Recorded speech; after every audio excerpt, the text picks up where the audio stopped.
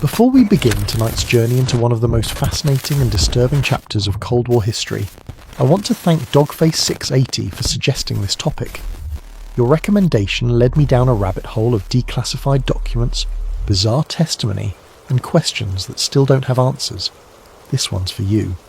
During the height of the Cold War, when nuclear annihilation hung over humanity like a storm cloud ready to break, the world's superpowers raced to develop weapons that could shift the balance of power, missiles that could cross continents in minutes, satellites that could photograph license plates from orbit, chemical agents that could incapacitate entire cities, psychological warfare techniques that could break the human mind without leaving a mark.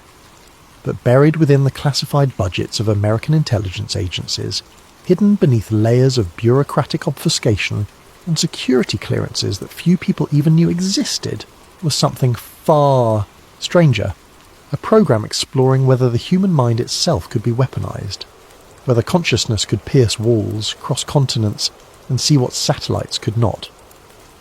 At the centre of this program was a man named Ingo Swann, an artist, a psychic, a researcher who moved between the worlds of creative expression and scientific inquiry with an ease that made him both fascinating and suspect. And according to some, the person who discovered that humanity was not alone in the universe. The question that lingers decades later is simple, yet chilling. What did Ingo Swann see that forced the government to classify his work? And if his claims were true, who or what was watching him back? This is the story of a man who looked beyond Earth and found something looking back. A story where the line between espionage and cosmic horror blurs into something neither science nor government was prepared to confront. Chapter 1. The artist with an unusual ability, Ingo Douglas Swann, was not a soldier. He was not a scientist in the traditional sense. He was a painter, a thinker, a man drawn to the edges of human experience where art and mystery converged.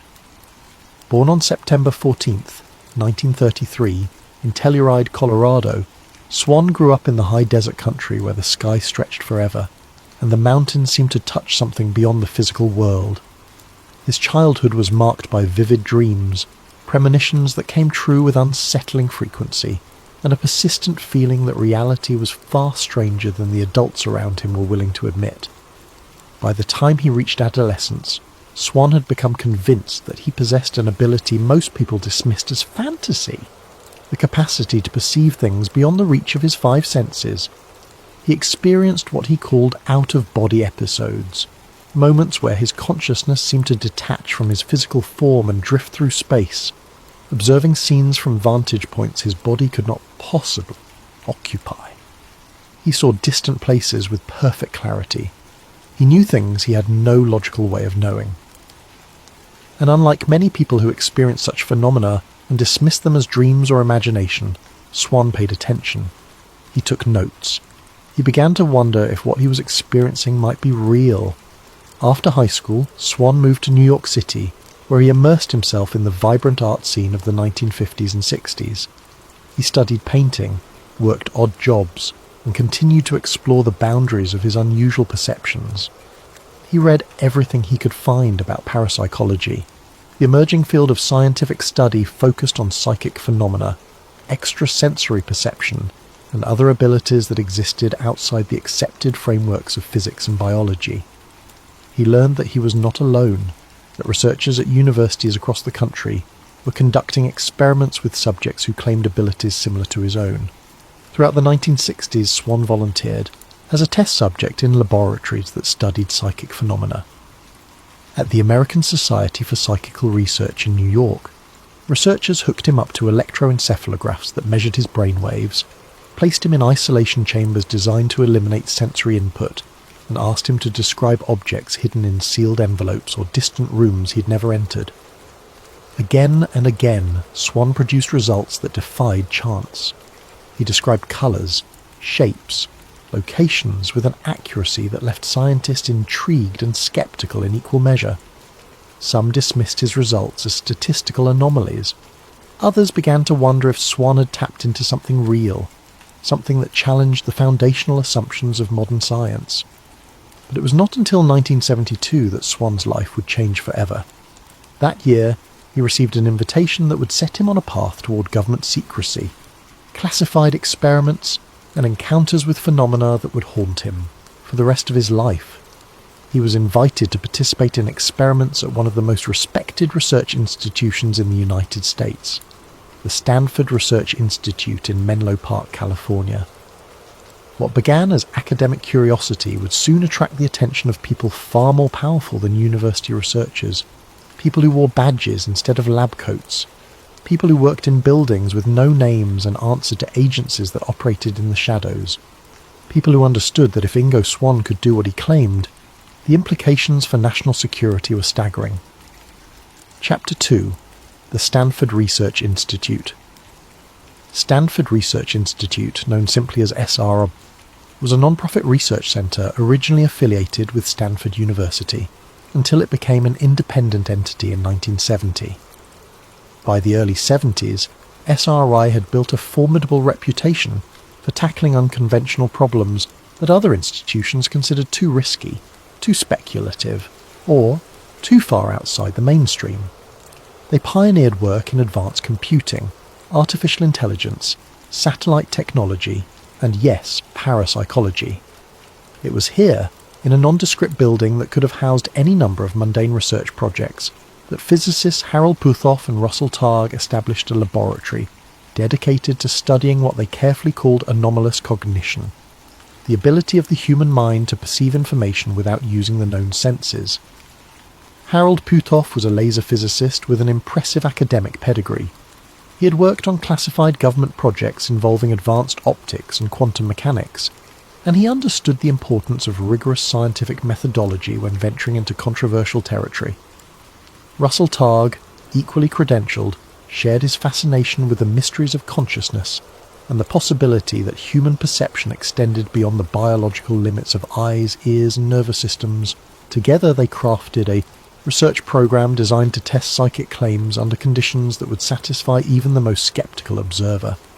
Double-blind protocols, independent judges, statistical analysis, everything documented, everything controlled. When Ingo Swann arrived at SRI in the spring of 1972, the researchers were cautious but curious. Swann did not present himself as a mystical guru or a carnival fortune-teller. He spoke in the measured tones of someone who had spent years thinking critically about his own experiences. He acknowledged uncertainty. He insisted on scientific rigour. And most importantly, he was willing to be tested under any conditions the researchers proposed. In one of the earliest experiments, Swann was asked to describe the contents of a box placed on a high shelf, far out of his line of sight and far enough away that no subtle visual cues could help him. The box was sealed, its contents known only to one researcher who remained outside the testing room. Swann sat quietly, closed his eyes, and entered a state of relaxed concentration that he had cultivated over years of practice. He described the process as allowing his awareness to drift upward, as if his consciousness could separate from his body and float freely through space like smoke rising from a candle. After several minutes of silence, he began to speak. He described a small object, metallic, wings, a moth, he said, with wings spread wide. The shape was precise in his mind, the texture of the metal, even the slight tarnish on the surface. When the box was opened, the researchers found exactly that, a metallic moth pin, wings spread in flight, tarnished at the edges. The probability of guessing such a specific object was vanishingly small. The experiments continued, growing more sophisticated and more tightly controlled. Swann was given geographic coordinates, random latitude and longitude points selected by computer and unknown to anyone in the testing room. He was asked to describe what existed at those locations. No maps, no context, just numbers representing points on the Earth's surface. Swann would enter his meditative state, focus on the coordinates, and begin to report impressions. A coastal area, buildings clustered near water, industrial structures, cranes, the smell of salt air, the sound of machinery. When the researchers cross-referenced his descriptions with satellite images and on-site photographs obtained days or weeks later, The correlations were undeniable.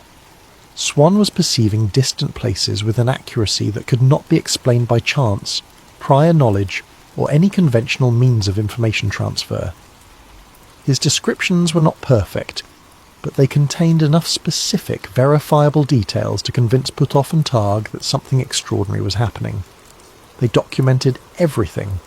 They published preliminary papers in peer-reviewed journals. They invited colleagues from other institutions to observe and participate in the experiments. And slowly, inevitably, word of their work began to spread beyond the academic world. It reached the desks of analysts at the Central Intelligence Agency, men and women whose job was to identify potential advantages in the endless chess game of Cold War espionage. It reached officials at the Defense Intelligence Agency, who understood that even a small edge in intelligence gathering could mean the difference between victory and catastrophe. If what Ingo Swann was doing was real, if it could be replicated and refined, the implications were staggering. Espionage without agents, surveillance without satellites, a spy who could see into the Kremlin without ever leaving American soil, a weapon that left no trace and could not be defended against. Chapter 3. The Birth of Remote Viewing. By 1973, the experiments at SRI had evolved into something far more structured and systematic. Ingo Swann, working closely with Puthoff and Targ, began to formalise the process he had been using instinctively for years. He wanted to strip away the mysticism, the vague language, the subjective interpretations that plagued parapsychology, and made it easy for skeptics to dismiss. What emerged was a protocol he called remote viewing, a step-by-step method that allowed an individual to perceive and describe a distant or unseen target based solely on geographic coordinates or a randomized reference number. The method was deceptively simple, but it required discipline and training. A viewer would be given a set of coordinates or an abstract identifier, something with no inherent meaning that could not provide any clues about the target's nature or location. They would then enter a relaxed, meditative state, clearing their mind of expectations and preconceptions. The goal was not to think or analyse, but to allow impressions to surface naturally. Images, sensations, emotions, fragments of information that seemed to arrive from nowhere and everywhere at once. The viewer would sketch what they saw, describe textures, colours, temperatures, the overall gestalt of the target. They were instructed not to analyse or interpret their impressions, not to jump to conclusions about what they were viewing. If they sensed water, they reported water. If they sensed metal, they reported metal. The raw data would be recorded exactly as perceived, and only later would analysts compare the viewer's impressions with the actual target to assess accuracy. What made remote viewing different from traditional psychic claims was its emphasis on replicability, structure, and testability. Swann was not performing for an audience or relying on vague, symbolic language that could fit almost any outcome. He was producing detailed, testable data that could be verified against real-world targets, and crucially, he was teaching others to do the same. The protocols Swann developed became the foundation for a training program. Soon, other volunteers, many of them military personnel with security clearances and backgrounds in intelligence work, were learning to remote view under controlled conditions. The results varied widely. Most participants showed no ability whatsoever. Some produced results that were marginally better than chance. But a small percentage, perhaps 5 to 10%, demonstrated consistent accuracy that could not be explained by luck or coincidence. It was enough. Enough to convince key decision-makers within the intelligence community that the phenomenon, whatever its underlying mechanism, was worth pursuing. By the mid-70s, the research had attracted significant funding from multiple branches of the United States government. What had begun as an open, peer-reviewed academic experiment was now a classified intelligence program with restricted access, code words, and security protocols that rivaled those surrounding nuclear weapons research. Remote viewing was no longer just a curiosity discussed at parapsychology conferences. It was an operational asset, a tool deployed in the field alongside satellite imagery, signals intelligence, and human informants. and Ingo Swann, the artist who had once painted surreal landscapes on canvas, was now painting landscapes that existed thousands of miles away, in places he had never been, guided by nothing but coordinates in his mind, and a process that defied every principle of physics he had ever learned. Chapter 4. Intelligence, Agency, Interest. The involvement of the intelligence community transformed everything. What had been an open, collegial research project at Stanford Research Institute, with findings published in scientific journals and discussed at academic conferences, became a classified operation buried within the black budget of the Department of Defense. Remote viewing was no longer discussed in peer-reviewed papers. It was discussed in secure briefing rooms with armed guards at the door, where the word classified appeared on every page, and every participant signed non-disclosure agreements that carried criminal penalties for violation. The program attracted interest from multiple agencies, each with its own agenda and its own ideas about how psychic espionage could be utilised. The Central Intelligence Agency wanted to know if remote viewing could locate Soviet missile installations hidden beneath camouflage and deception. The Defense Intelligence Agency wanted tactical intelligence, the movements of enemy troops, the contents of weapons facilities, the plans being discussed in rooms that no satellite could penetrate. The Army wanted to explore whether remote viewing could provide battlefield advantages, identifying ambush sites or locating prisoners of war. Initial assessments were cautiously optimistic. Some sessions produced remarkable hits, descriptions that aligned so closely with verified targets that even hardened skeptics within the intelligence community were forced to reconsider their assumptions. A remote viewer would describe a facility with specific architectural features, unusual equipment, and a distinctive geographic setting. Days or weeks later, satellite imagery or human intelligence would confirm those details. The correlations were too precise, too specific to be dismissed as coincidence. Other sessions were ambiguous or missed the mark entirely. Viewers would report impressions that bore no resemblance to the actual target, or their descriptions would be so vague that they could fit dozens of possible locations. The signal-to-noise ratio was poor. The reliability was inconsistent, but the potential was undeniable. If even a fraction of remote viewing attempts yielded accurate intelligence, if even 1 in 10 sessions produced actionable data that could not be obtained through conventional means, the strategic advantage could be enormous. Throughout the late 70s and into the 80s, the program expanded steadily. New viewers were recruited, from military and intelligence backgrounds, individuals with the discipline and mental toughness to endure the intense training and the psychological stress of attempting to perceive targets.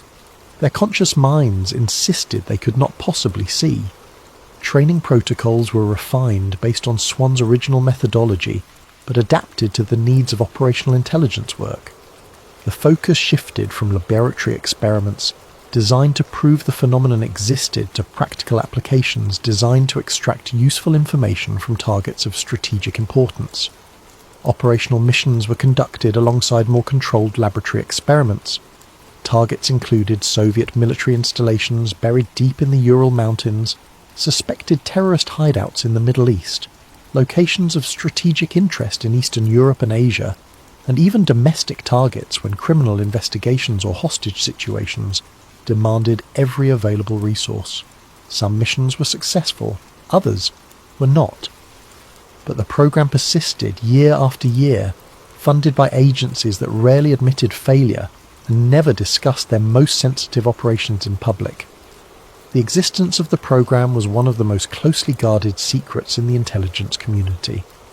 Only a small number of officials knew the full scope of the research. Even within the program, information was compartmentalized according to strict need-to-know principles. Viewers often did not know what they were viewing. They received only abstract identifiers, strings of numbers or letters that meant nothing without context. Analysts did not know how the information was obtained. They received reports that described targets in detail, but offered no explanation for the source of the intelligence. And Ingo Swann, the man who had helped birth the entire endeavour, was becoming something more than a researcher or a subject. He was becoming a legend. And with that legend came stories that went far beyond Cold War. Espionage, stories that touched on mysteries the intelligence community had never anticipated exploring. By the early 1980s, the program had been given a code name that would later become public knowledge when documents were declassified: Project Stargate. But long before that name entered the public domain, long before congressional inquiries and skeptical reviews and official denials, Ingo Swann had participated in sessions that would define the rest of his life and fuel conspiracy theories for decades to come. Sessions where the targets were not Soviet facilities or terrorist cells. Sessions where the coordinates pointed not to earthly locations, but to places far beyond the atmosphere, to destinations that no human being had ever visited, and to discoveries that would challenge every assumption about humanity's place in the cosmos. Chapter 5. The Lunar Observation Session. It was during one of these classified sessions, conducted sometime in the late 1970s or early 1980s, that Ingo Swann claimed to have seen something that changed everything. The exact date remains classified, hidden in files that have never been released to the public. The participants, beyond Swann himself, have never been officially identified. But according to Swann's own accounts, detailed years later in interviews and in his book Penetration, The Question of Extraterrestrial and Human Telepathy, the target for this particular session was not a Soviet facility. It was not a terrorist compound or a weapons cache. The target was the moon. According to Swann, he was asked to remote view specific coordinates on the lunar surface. He was given no context, no explanation for why Earth's nearest celestial neighbour had suddenly become a subject of intelligence interest. In keeping with standard protocol, he received only the coordinates themselves, a string of numbers representing latitude and longitude on an airless world 238,000 miles away. He simply followed the protocol he had helped design. He relaxed his body, cleared his mind of expectations, and let his awareness drift across the vast emptiness of space that separated Earth from its ancient companion. What he reported was extraordinary and terrifying. Swann described structures, not natural formations, not craters worn smooth by billions of years of meteorite impacts, not mountains or valleys shaped by ancient volcanic activity. He described towers, geometric shapes that seemed artificial, deliberate, constructed by intelligence and purpose. He sketched domes and what appeared to be machinery, objects that resembled installations or bases or facilities designed for habitation and operation. He reported lights, not the reflected sunlight glinting off rocky surfaces, but lights that seemed to be generated from within structures, lights that suggested power sources and activity. He described movement, not the slow drift of dust, particles or the subtle shifts of shadows as the sun moved across the lunar sky. He described purposeful movement, shapes that appeared to be engaged in tasks, working with intent, as if they were maintaining equipment or conducting observations of their own. And most unsettling of all, he described figures, humanoid shapes, roughly the same size and proportion as human beings, moving near the structures he had observed, entities that walked upright, that manipulated objects, that seemed to possess technology and purpose. But the most disturbing detail Swann recorded was not what he saw. It was what he felt. He claimed that during the session, as he focused his awareness on these lunar structures and the entities moving among them, he experienced a sudden, overwhelming sensation of being watched. Not by the researchers in the room with him, not by colleagues monitoring the experiment from behind one-way glass.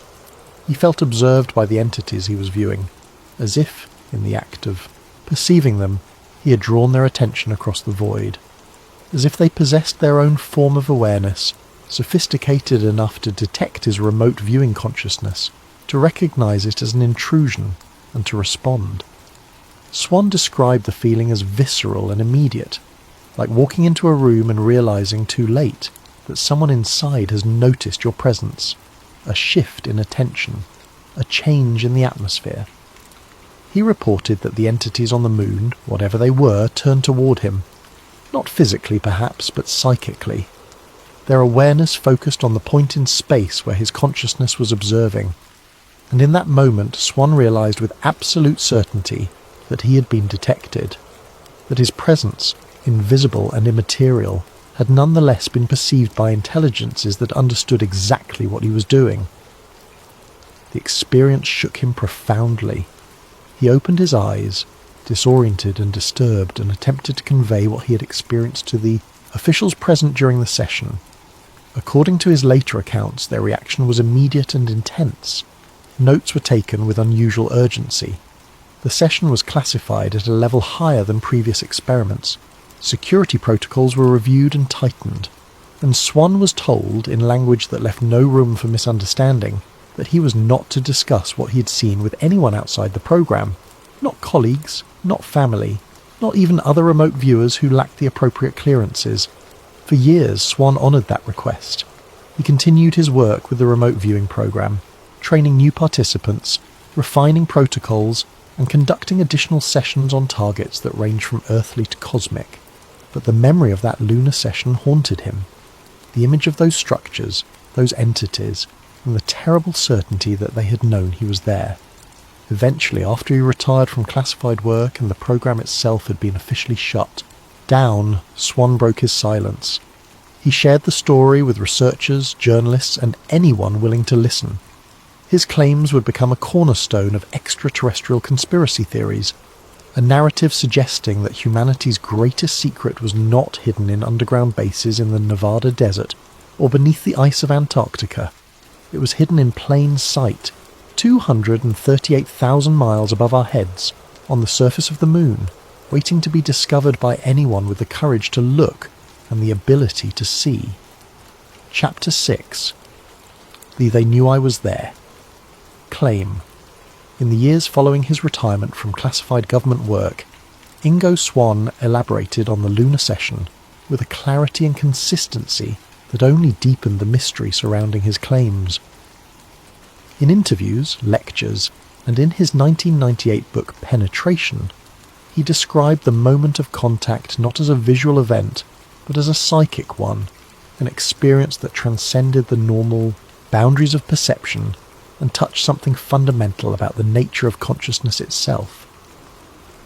Swann compared the sensation to walking alone down a dark street at night and suddenly feeling the presence of another person behind you, not seeing them, not hearing their footsteps, but knowing with absolute certainty that you're no longer alone, that something or someone is watching you with focused attention. He claimed that the entities on the moon possessed a form of awareness sophisticated enough, refined enough, to perceive his remote viewing consciousness as it observed them. They were not passive subjects under observation, like specimens in a laboratory, or animals in the wild unaware of the researchers documenting their behaviour. They were active participants, aware of being watched, and capable of responding to that awareness. This claim became one of the most controversial and most discussed aspects of Swann's entire story. Skeptics dismissed it immediately as fantasy, the result of an overactive imagination, psychological suggestion from handlers who may have hinted at extraterrestrial possibilities, or the inevitable distortions that creep into human memory over time. They pointed out that Swann did not publish his account until nearly 20 years after the alleged event, plenty of time for details to shift, for embellishments to creep in, for the boundaries between experience and interpretation to blur. But within certain circles, particularly among those who believed in extraterrestrial presence, government cover-ups, and the hidden capabilities of human consciousness, Swann's account became foundational evidence. If true, if even partially accurate, it suggested that remote viewing was not merely a tool for espionage. It was a form of contact, a way of reaching out across the void and interacting with intelligences that existed beyond the reach of conventional technology. It meant that consciousness itself was a bridge between worlds, between species, between dimensions of existence that science had barely begun to comprehend. Swann also suggested, in carefully worded passages that hinted at knowledge he could not fully disclose, that the entities were not surprised by his presence, that their reaction, while immediate, was not one of shock or alarm but of recognition, as if they had encountered this kind of observation before, as if they were accustomed to being monitored by minds reaching out across the emptiness of space, probing their activities, watching their movements. This raised an even more disturbing question. one that Swann himself seemed reluctant to explore in depth. If they knew he was there, if they had experienced this before, then who else had been watching them? Were there other remote viewers, other consciousness-based intelligences, observing the moon from locations Swann could not imagine? And if they were aware of Earth, of humanity, of the intelligence programs and secret experiments being conducted in underground laboratories and fortified research facilities, what else did they know? What were they waiting for? Swann hinted that the lunar session was not an isolated incident. He suggested, without providing specifics that would violate his security oaths, that other viewers had encountered similar phenomena, that the moon was not the only location where remote viewing had detected signs of non-human intelligence, that the program's leadership, once they realised what their trained psychics were finding, had been forced to confront possibilities that went far beyond the original mission parameters of Cold War espionage. The implications were staggering, and according to Swann, the government response was to bury the findings under layers of classification so deep that even most program participants never learned what had been discovered. Chapter 7. Government Reaction. According to Swann's account, the response from his government handlers following the lunar session was swift, decisive, and deeply unsettling. Officials who had previously treated remote viewing as an experimental intelligence tool, useful perhaps but not fundamentally different from other collection methods, now approached the subject with a level of seriousness that suggested something fundamental had changed. Security protocols, already strict, were tightened further. Access to certain data was restricted even among personnel who had previously enjoyed broad clearances within the program, and Swann himself was informed, through channels both official and unofficial, that specific targets, including any further lunar observations, were now categorically off-limits. Swann claimed that he was warned, subtly but unmistakably, about discussing the session with colleagues, friends, family, or anyone who lacked the appropriate need-to-know authorization. The message was delivered not through formal written orders, which could be leaked or subpoenaed, but through quiet conversations, through changes in assignment patterns, through the sudden unavailability of certain facilities and personnel. The message was clear. What he had seen was not merely classified in the conventional sense, where secrecy protected operational methods or sources. It was sensitive in a way that transcended normal categories of classification. It touched on something the government, or at least certain elements within the government, did not want examined too closely. Something that challenged fundamental assumptions about human isolation in the cosmos and the true scope of intelligence activities being conducted at the highest levels of secrecy. Years later, researchers attempting to trace the history of Project Stargate and related remote viewing programs found gaps in the declassified record that seemed deliberate rather than accidental. Certain sessions were referenced in documents, listed in activity logs and funding requests, but never described in detail. Target lists included entries marked with alphanumeric codes that led nowhere, that could not be cross-referenced with any known intelligence priorities or operational missions. When researchers requested additional information through Freedom of Information Act procedures, they received responses claiming that no responsive documents existed, or that relevant files had been destroyed according to standard retention schedules. Former program participants, when asked directly about specific missions or unusual targets, often declined to comment. Some cited security oaths that remained in force decades after their government service had ended. Others expressed personal discomfort with the subject matter, suggesting that certain experiences could not be easily discussed or explained. A few hinted that the public narrative about remote viewing, the story told in declassified documents and official statements, was incomplete at best and deliberately misleading at worst. Some conspiracy theorists believe these gaps are evidence of compartmentalization, a deliberate effort to separate the most extraordinary findings from the publicly acknowledged research. That the remote viewing program was not one program but several, layered within each other like nested boxes, with the innermost layers devoted to targets that could never be disclosed, extraterrestrial installations, non-human intelligence, interdimensional phenomena, and the true scope of humanity's cosmic situation. that the mundane cover story about spying on Soviet weapons facilities was exactly that, a cover designed to provide plausible explanation for budget expenditures and personnel assignments while hiding the real purpose of the research. Swann himself suggested as much in his later writings, though always carefully, always stopping short of explicit claims that would violate his security agreements or expose him to legal consequences. He hinted that the lunar session was not an isolated incident, that other viewers had encountered similar phenomena at various locations throughout the solar system, and that the programme's eventual public shutdown was not the result of failure, but of success. That remote viewing had revealed truths the government was not prepared to share with the public, truths so profound and so destabilising that they could never be acknowledged without risking social upheaval, religious crisis, or mass psychological trauma. The implication was clear. The remote viewing program had discovered that Earth was not alone, that intelligent life existed elsewhere in the solar system, possibly on multiple worlds, that these intelligences were aware of humanity and were monitoring our development with purposes that remained unclear, and that the government, faced with this knowledge, had made a deliberate decision to bury the findings, to classify them so deeply that they might never see light, and to continue the program in absolute secrecy, using the most trusted personnel and the most secure facilities, far from public oversight or democratic accountability. Chapter 8. The Jupiter Mission. But the lunar session, as extraordinary as it was, represented only one data point in a larger pattern of anomalous remote viewing results that seemed to transcend the limitations of conventional intelligence gathering. Another incident, occurring earlier in the program's history but equally significant, involved the planet Jupiter, and a prediction that would later be verified by scientific observation in a way that left even skeptics struggling to explain Swann's accuracy. In April of 1973, years before the Voyager probes launched toward the outer solar system, Ingo Swann participated in a remote viewing experiment at Stanford Research Institute that targeted the planet Jupiter.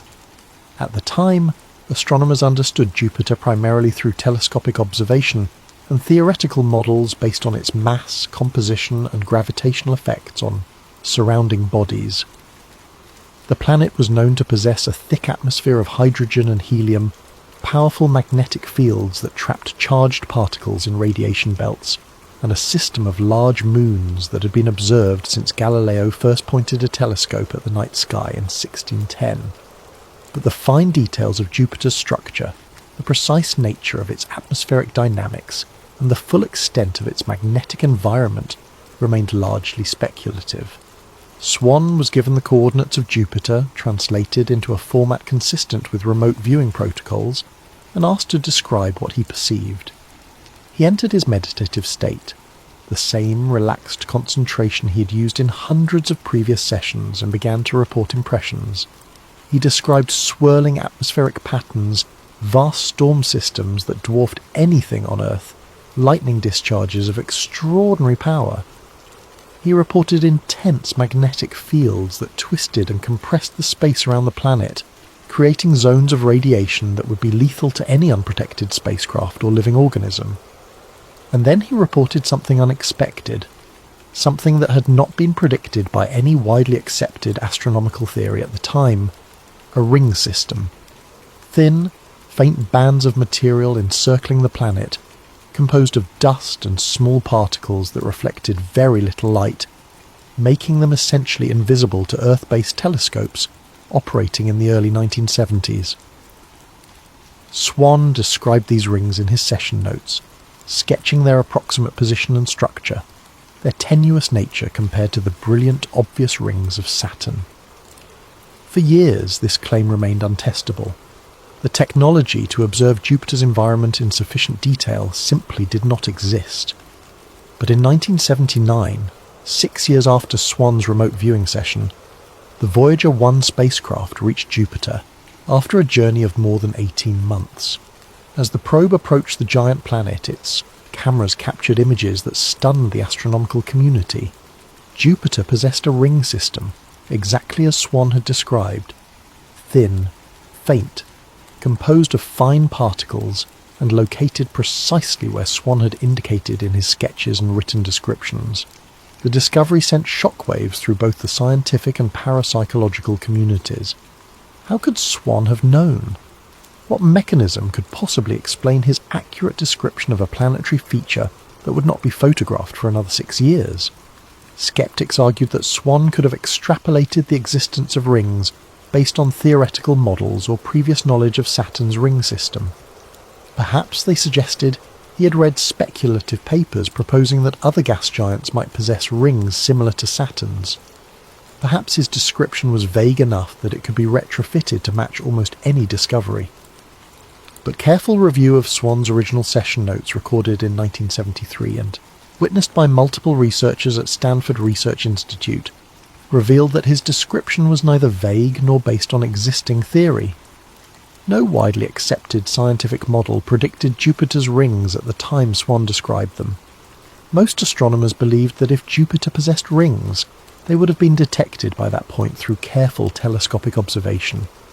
The fact that the rings were too faint and tenuous to be seen from Earth was itself a surprise, and Swann's description captured that quality precisely. For believers in remote viewing, the Jupiter session became one of their most compelling pieces of evidence. It demonstrated, they argued, that the phenomenon was real, that consciousness could genuinely extend beyond the body and perceive distant realities with accuracy that transcended any known form of information transfer. And if Swann could accurately describe a planetary feature 6 years before it was photographed, if his mind could somehow reach across hundreds of millions of miles of empty space and perceive the truth about a world no human had ever visited, then his claims about the moon, however extraordinary and disturbing they might be, could not be dismissed out of hand. The Jupiter session also raised profound questions about the nature of remote viewing itself. If Swann was perceiving Jupiter as it existed in 1973, when he conducted the session, then he was somehow accessing information about the present state of a distant location faster than light could travel between that location and Earth. The implications for physics were staggering. Alternatively, if he was perceiving Jupiter as it would be observed in 1979 when Voyager arrived, then remote viewing involved some form of precognition, a perception of future events that violated every principle of causality that science held sacred. Either possibility challenged the foundations of modern physics, and either possibility suggested that Ingo Swann, the artist from Telluride who had stumbled into parapsychology research through curiosity and persistence, had accessed something far beyond the reach of normal human consciousness, something that connected him to the cosmos in ways that science could not yet explain and government agencies were determined to exploit. Chapter 9. The Extraterrestrial Surveillance Theory. As Swann's story spread beyond the classified world and into the public domain through his writings, interviews, and the gradual declassification of remote viewing documents, conspiracy theorists began to construct a broader narrative that extended far beyond Cold War espionage. Remote viewing, they argued, was never primarily about spying on Soviet installations or locating hidden weapons caches. Those applications were real, certainly, and they provided useful cover for the program's existence. But the true purpose, the reason the intelligence community invested millions of dollars and decades of effort into researching and developing psychic espionage techniques, was something far more significant: monitoring extraterrestrial activity throughout the solar system and beyond. According to this theory, which draws on Swann's accounts, leaked documents, testimony from alleged program participants, and decades of accumulated UFO research, the United States government discovered very early in the remote viewing program that certain targets produced consistent anomalous results that could not be explained within conventional frameworks. Lunar coordinates yielded descriptions of structures and entities. Martian surface features, when viewed remotely, revealed signs of current or former habitation. Coordinates pointing to deep space locations sometimes produced reports of artificial objects, vessels or installations that defied natural explanation. Rather than dismiss these findings as errors, hallucinations, or the inevitable noise in an imperfect intelligence collection system, program leadership made a calculated decision to investigate further. Additional sessions were conducted. Protocols were refined to minimize the possibility of viewer imagination or expectation contaminating the data. Independent verification was sought wherever possible, through correlation with classified satellite imagery, signals intelligence, and other collection methods that rarely see public disclosure. And according to conspiracy theorists, the results were consistent and undeniable. The solar system was not empty. Intelligence in various forms and at various locations existed beyond Earth, and this intelligence was not passive or dormant. It was active, purposeful, and in some cases aware of human observation attempts. This discovery, if true, would represent the most significant finding in human history. It would dwarf every scientific breakthrough, every technological achievement, every philosophical or religious revelation, and it would create an immediate, overwhelming imperative for absolute secrecy. The social, political, religious, and psychological consequences of revealing extraterrestrial presence to the public would be catastrophic. Religious institutions would face existential crises. Political systems would be destabilized by the realization that humanity's struggles and conflicts were parochial concerns in a cosmos teeming with other civilizations. Economic systems might collapse as people questioned the value of wealth accumulation, career advancement, and material success in a universe where humanity occupied an uncertain and possibly insignificant position. Proponents of the extraterrestrial surveillance theory point to Swann's lunar session as a key example, but they also reference other alleged incidents scattered across the decades of remote viewing research. Viewers who claim to perceive underground bases on Mars, structures buried beneath the red dust and hidden from orbital observation. Sessions targeting asteroids that revealed signs of artificial mining operations, suggesting that someone or something was extracting resources from bodies that humans had only recently begun to study. Remote observations of unidentified craft entering and leaving Earth's atmosphere, objects that moved with impossible acceleration and exhibited flight characteristics beyond any known technology. These accounts, drawn from interviews with former military remote viewers, declassified session summaries with target information redacted, and testimony from individuals claiming insider knowledge, form a mosaic of extraterrestrial surveillance conducted not with telescopes or satellites, but with the human mind. The theory suggests that by the mid-1980s, the government realized that remote viewing posed a unique problem, unlike any other intelligence capability. Physical surveillance could be controlled through technology denial, security clearances and restricted access to facilities and equipment. But consciousness was fundamentally uncontrollable.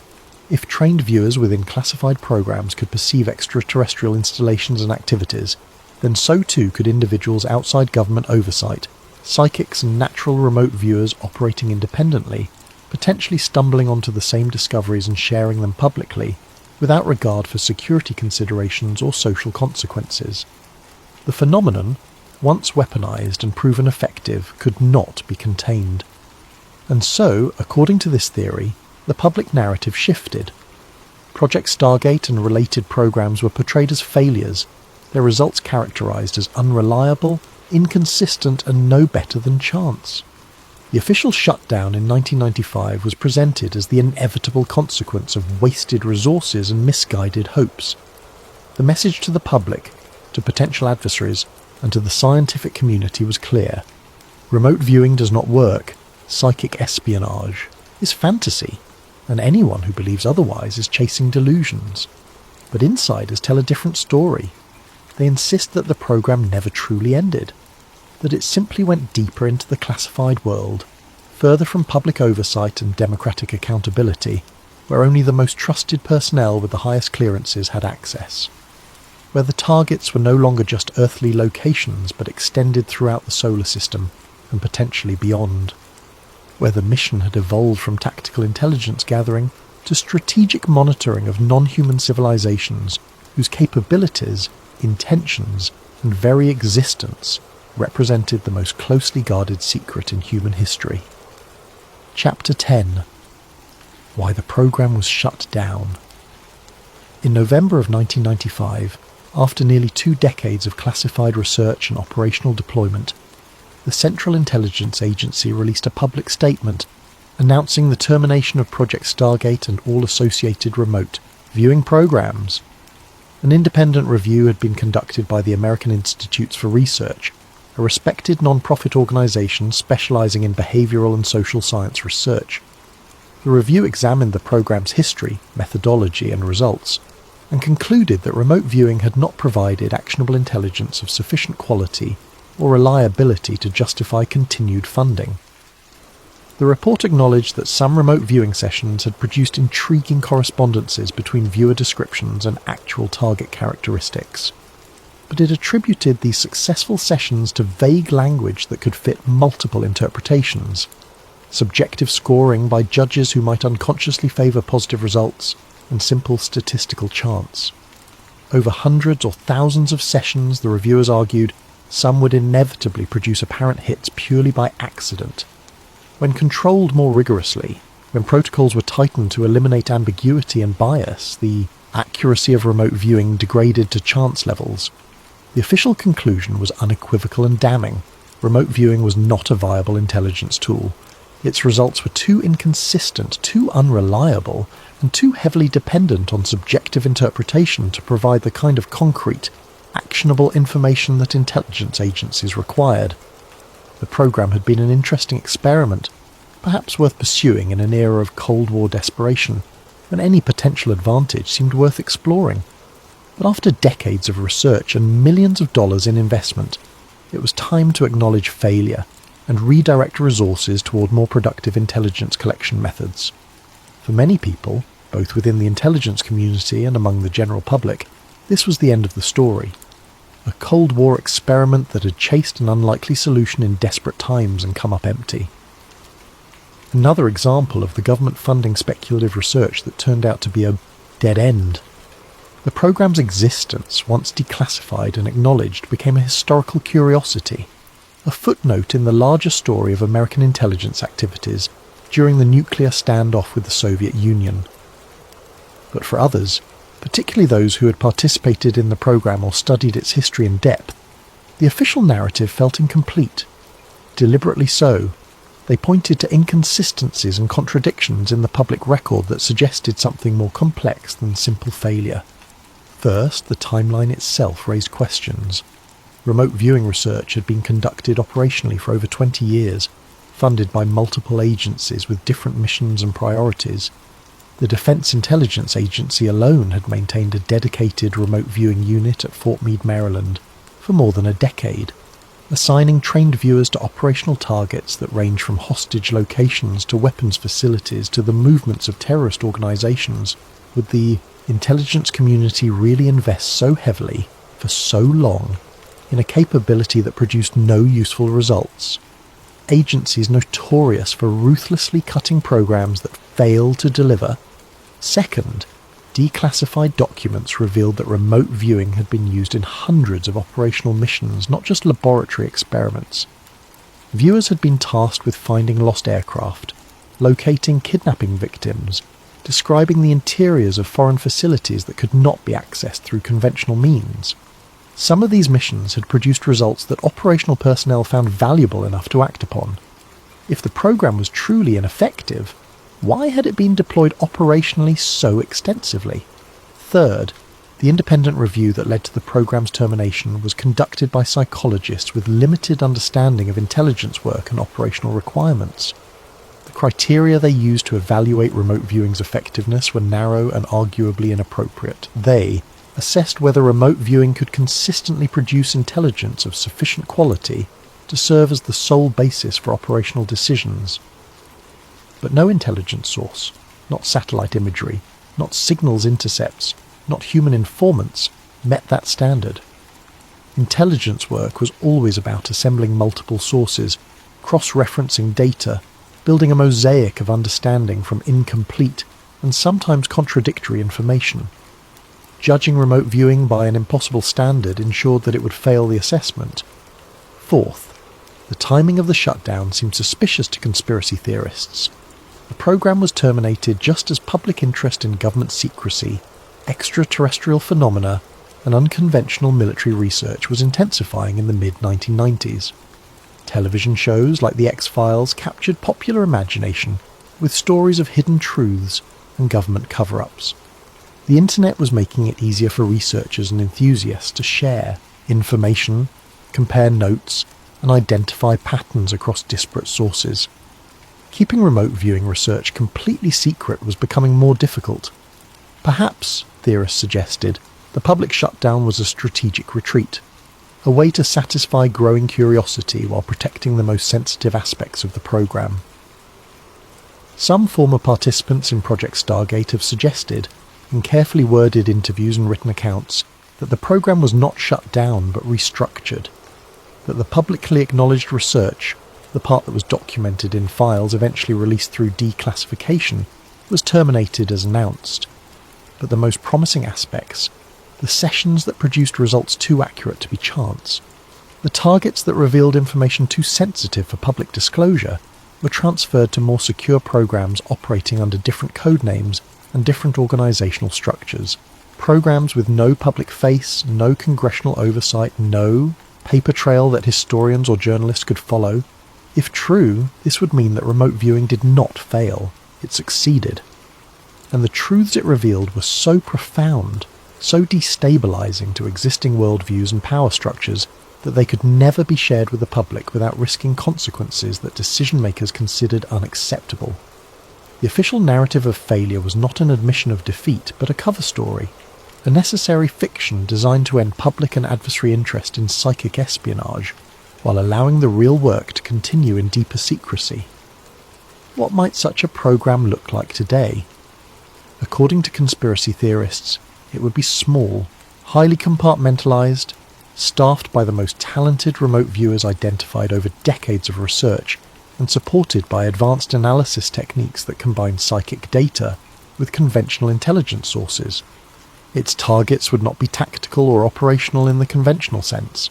It would not waste resources locating terrorist hideouts or tracking the movements of enemy forces. Instead, it would focus on strategic questions that could not be answered through any other means. What are the intentions of non-human intelligences operating in the solar system? What technologies have they developed? What do they know about Earth, about humanity, about our capabilities and vulnerabilities? Are they hostile, indifferent, or something beyond human categories of intention? These are the questions that would justify continued investment in remote viewing long after the public program was supposedly shut down. These are the questions that would demand absolute secrecy, that could never be discussed in congressional hearings or budget justifications or declassified documents released decades later. And these are the questions that Ingo Swann may have begun to answer during a lunar observation session more than 40 years ago when he looked beyond Earth and found something looking back. Epilogue. The Mind as a Classified Frontier. Ingo Douglas Swann passed away on January 31st, 2013, at the age of 79, leaving behind a legacy that remains deeply contested and impossible to definitively resolve. To mainstream science, he was a curiosity, a man who made extraordinary claims about human consciousness and psychic perception that could never be replicated under sufficiently rigorous conditions. His accounts of remote viewing success, particularly the Jupiter rings prediction, were acknowledged as intriguing but ultimately attributed to coincidence, vague description, or the inevitable false pattern.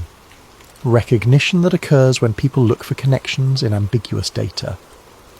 To the intelligence community, at least the parts of it willing to discuss remote viewing at all, Swann was a pioneer who helped develop techniques that may or may not have produced operationally useful intelligence.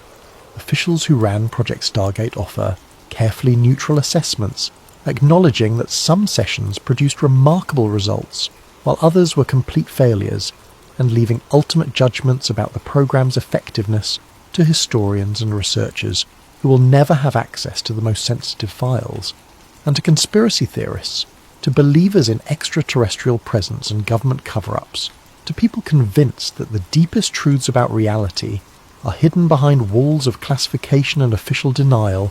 Ingo Swann was a prophet, a man who glimpsed the truth about humanity's place in the cosmos, who discovered through direct psychic perception that we are not alone and never have been, and who paid a price for speaking that truth aloud.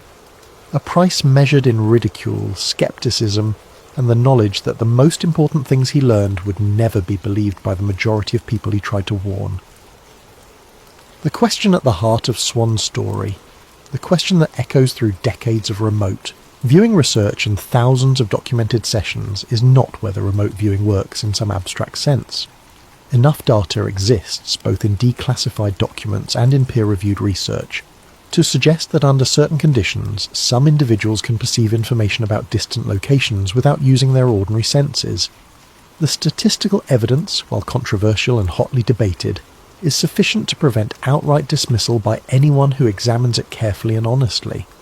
The real question is what they are perceiving, and this question opens onto mysteries far deeper and more disturbing than the mechanics of extrasensory perception. If consciousness can truly extend across distance, piercing walls and crossing continents, observing locations that the physical body has never visited, then surveillance is no longer limited to satellites circling in orbit, to drones hovering over battlefields, to hidden cameras planted in secure facilities. The mind itself becomes an instrument of observation, one that cannot be blocked by physical barriers, that leaves no trace, and that operates according to principles that science has barely begun to understand. And if that capability exists, if Ingo Swann and others like him genuinely possess the ability to project their awareness across space and perceive distant realities, then the implications extend far beyond intelligence gathering and Cold War espionage.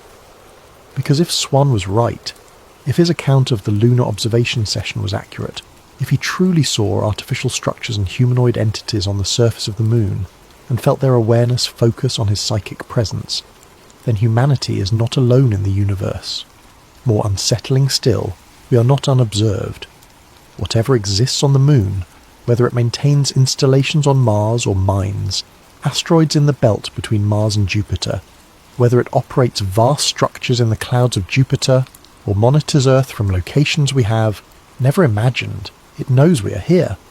It has known for a long time, perhaps for all of human history, perhaps since before humans existed, watching our planet from the beginning, observing the slow evolution of intelligence on a small world in an unremarkable star system. And if entities capable of detecting psychic observation exist, if they responded to Swann's remote viewing with immediate awareness and attention, then perhaps the Cold War experiment in consciousness-based espionage did not just reveal secrets about Soviet military installations or terrorist hideouts. Perhaps it revealed something far more fundamental about the nature of reality itself. That the frontier of consciousness is not empty, that when human minds reach out beyond the limitations of their bodies, searching for distant truths and hidden knowledge, they enter a domain already occupied by other forms of intelligence. Minds that may be biological or technological or something between or beyond those categories. Minds that possess capabilities and intentions that humans can barely comprehend. Minds that have been watching Earth long before we developed the technology to watch them back. The idea is terrifying in its implications. It suggests that human civilization, with all its wars and achievements, its art and science and philosophy, has unfolded on a stage that was never empty. That our most private thoughts and our most closely guarded secrets are not private at all. That the development of nuclear weapons, the space race, the entire trajectory of human technological progress has been observed by intelligences whose purposes remain unclear and whose power may be beyond our ability to comprehend or resist. And it suggests that the government, or at least certain elements within the government, discovered this truth decades ago through remote viewing research.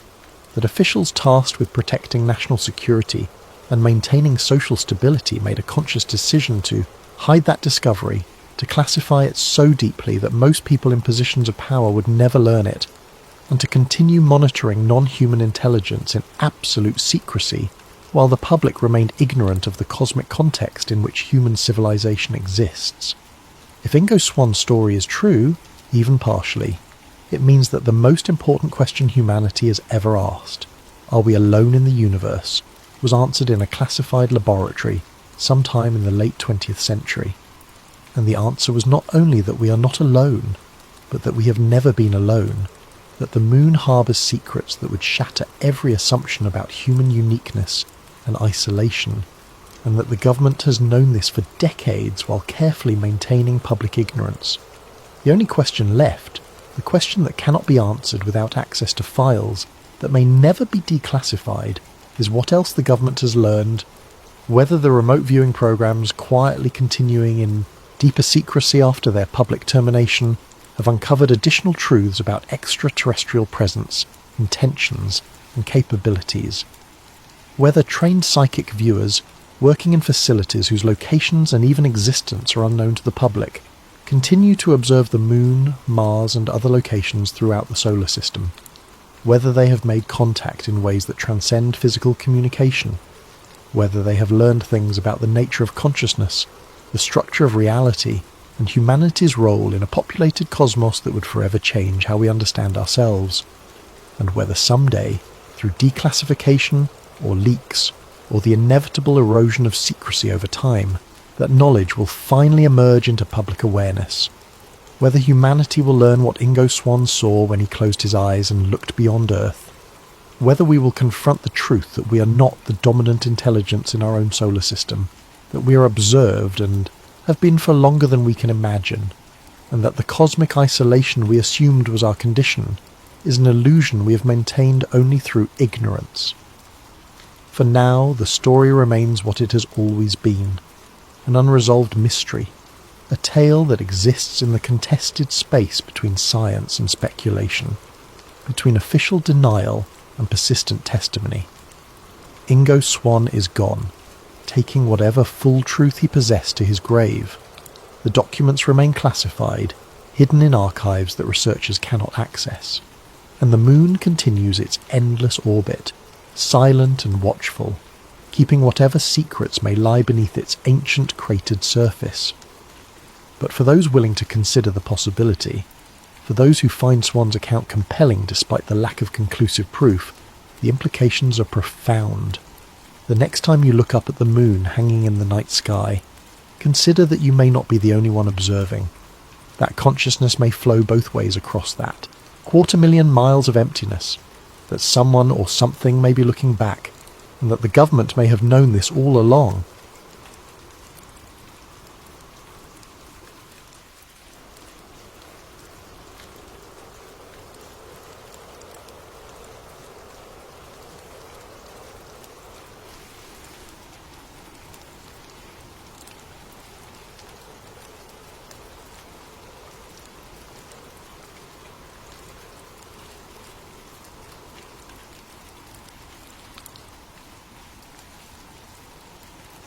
Before we begin tonight's journey into one of the most quietly persistent questions in conspiracy research, I want to ask for your support.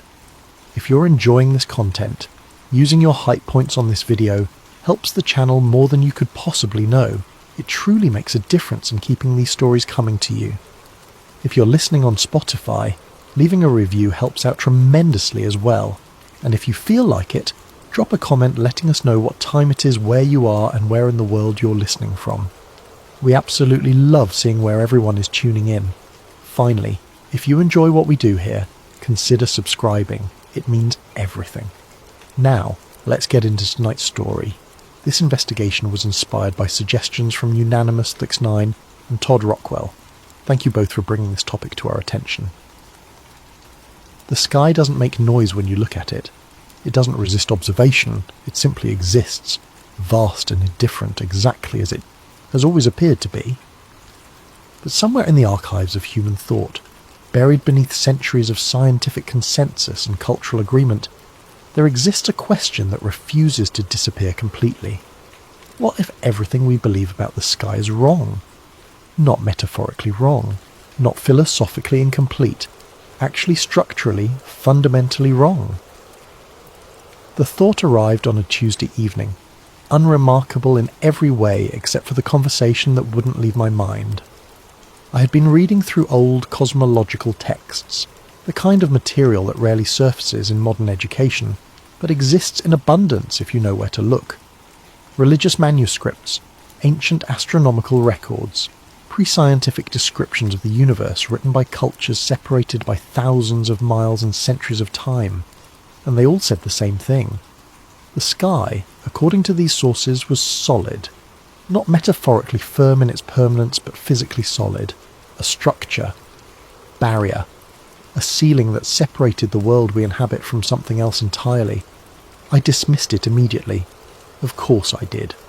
We live in an age where satellites orbit overhead, where we've sent probes beyond our solar system, where the very concept of a solid sky sounds like the superstition of people who didn't know better. But the dismissal felt reflexive rather than reasoned, and that distinction bothered me more than the claim itself, so I kept reading. Chapter 1. The Ancient Sky. The cosmology of ancient civilizations was not primitive guesswork. It was systematic, detailed, and remarkably consistent across cultures that had no contact with one another. The Hebrews, the Babylonians, the Egyptians, the early Greeks, indigenous cultures across the Americas and Asia, all described the sky using the same fundamental structure. A solid expanse above the earth, waters above this expanse, waters below. The heavens as something you could not pass through, only observe. The book of Genesis describes it explicitly in the creation account. On the second day, God creates a firmament to separate the waters above from the waters below. The word used in Hebrew is rakia, which translates to something beaten out, hammered flat, stretched like metal. It is described as strong, unyielding, transparent but tangible. This wasn't metaphor. The ancient cosmographers were describing what they believed to be the literal architecture of reality. I spent weeks reading through original texts, translations, scholarly commentaries. The consistency was staggering. The book of Job describes the sky as hard as a molten mirror. The Psalms refer to the firmament as strong, established, praiseworthy in its construction. The prophet Isaiah speaks of God stretching out the heavens like a curtain, spreading them like a tent to dwell in. These are not poetic flourishes, they are architectural descriptions. The Babylonian Enuma Elish, one of the oldest creation myths we have, describes Marduk creating the sky from the body of Tiamat, the primordial chaos monster. He splits her in half. One half becomes the earth, the other becomes the sky, but critically it remains a body, solid, formed, a structure that holds back the cosmic waters that existed before creation. The text is specific about this. Marduk sets guards at the sky to ensure the waters do not escape. He creates bolts and locks. He establishes watchers. The sky is not empty space. It is a constructed barrier with a specific function: containment. Egyptian cosmology operates on similar principles. Nut, the sky goddess, is depicted in tomb paintings and temple reliefs as a woman arching over the earth, her body forming the vault of heaven. Her fingertips touch the eastern horizon. Her toes touch the western horizon. Between her body and the earth, everything exists. She's not symbolic, she's structural. The Egyptian creation myth from Heliopolis describes the primordial mound rising from the waters of Nun, the infinite ocean. The sky is created as a separation, a division that creates space for life. But it is always described as something above, something that must be held up, often by the god Shu, who stands between earth and sky, arms raised, preventing collapse. This image appears everywhere in Egyptian art. The sky must be supported. It has weight. It exerts pressure. It is not void. Hindu cosmology takes the layered approach. The universe consists of multiple lokas, or realms, stacked vertically. Above the earth is the atmosphere, then various celestial realms, then the abode of the gods. Each layer is distinct, separated by boundaries. The highest realm, Brahma Loka, sits at the top, but even it is contained within a larger cosmic structure. The Rig Veda, one of the oldest religious texts in existence, describes the sky as being held up by pillars. The Vishnu Purana speaks of cosmic shells, layers of reality encased one within another like nested spheres. The outermost shell is described as impenetrable, beyond which nothing exists. In China, ancient cosmology described the sky as a dome or canopy covering a square earth. The Zhoubi Suanjing, an astronomical text from around the 1st century, presents calculations based on the sun moving in a circular path above a flat plain, beneath a celestial dome. The text includes mathematical formulas for predicting solar and lunar positions based on this model. These weren't religious texts, they were technical manuals. In the Americas, the pattern continues. The Hopi emergence narrative describes the people travelling upward through multiple worlds, each with its own sky ceiling. When the sky of one world became corrupt or exhausted, the people would find a sipapu, an opening, and climb through to the next level above. The Maya developed one of the most sophisticated astronomical systems in the ancient world. They could predict eclipses centuries in advance. They tracked Venus with precision that rivals modern calculations. Their long count calendar is a mathematical achievement that still impresses scholars. And yet they describe the sky as bounded. The Maya cosmos consisted of 13 layered heavens above the earth and 9 layered underworlds below. Each level was distinct, ruled by different gods, accessible only through death or shamanic journey. The sky was not infinite. It was structured, divided, ordered. The Aztec cosmology follows similar patterns. The Codex Vaticanus depicts the universe as layers, with the Earth in the middle and multiple sky levels stacked above. The highest level, Omeokon, is the dwelling place of the dual god Ometeotl, but even this supreme realm is contained within the overall structure. I started keeping a list. Every culture I examined, every ancient cosmological text, every creation myth and astronomical treatise, they all agreed.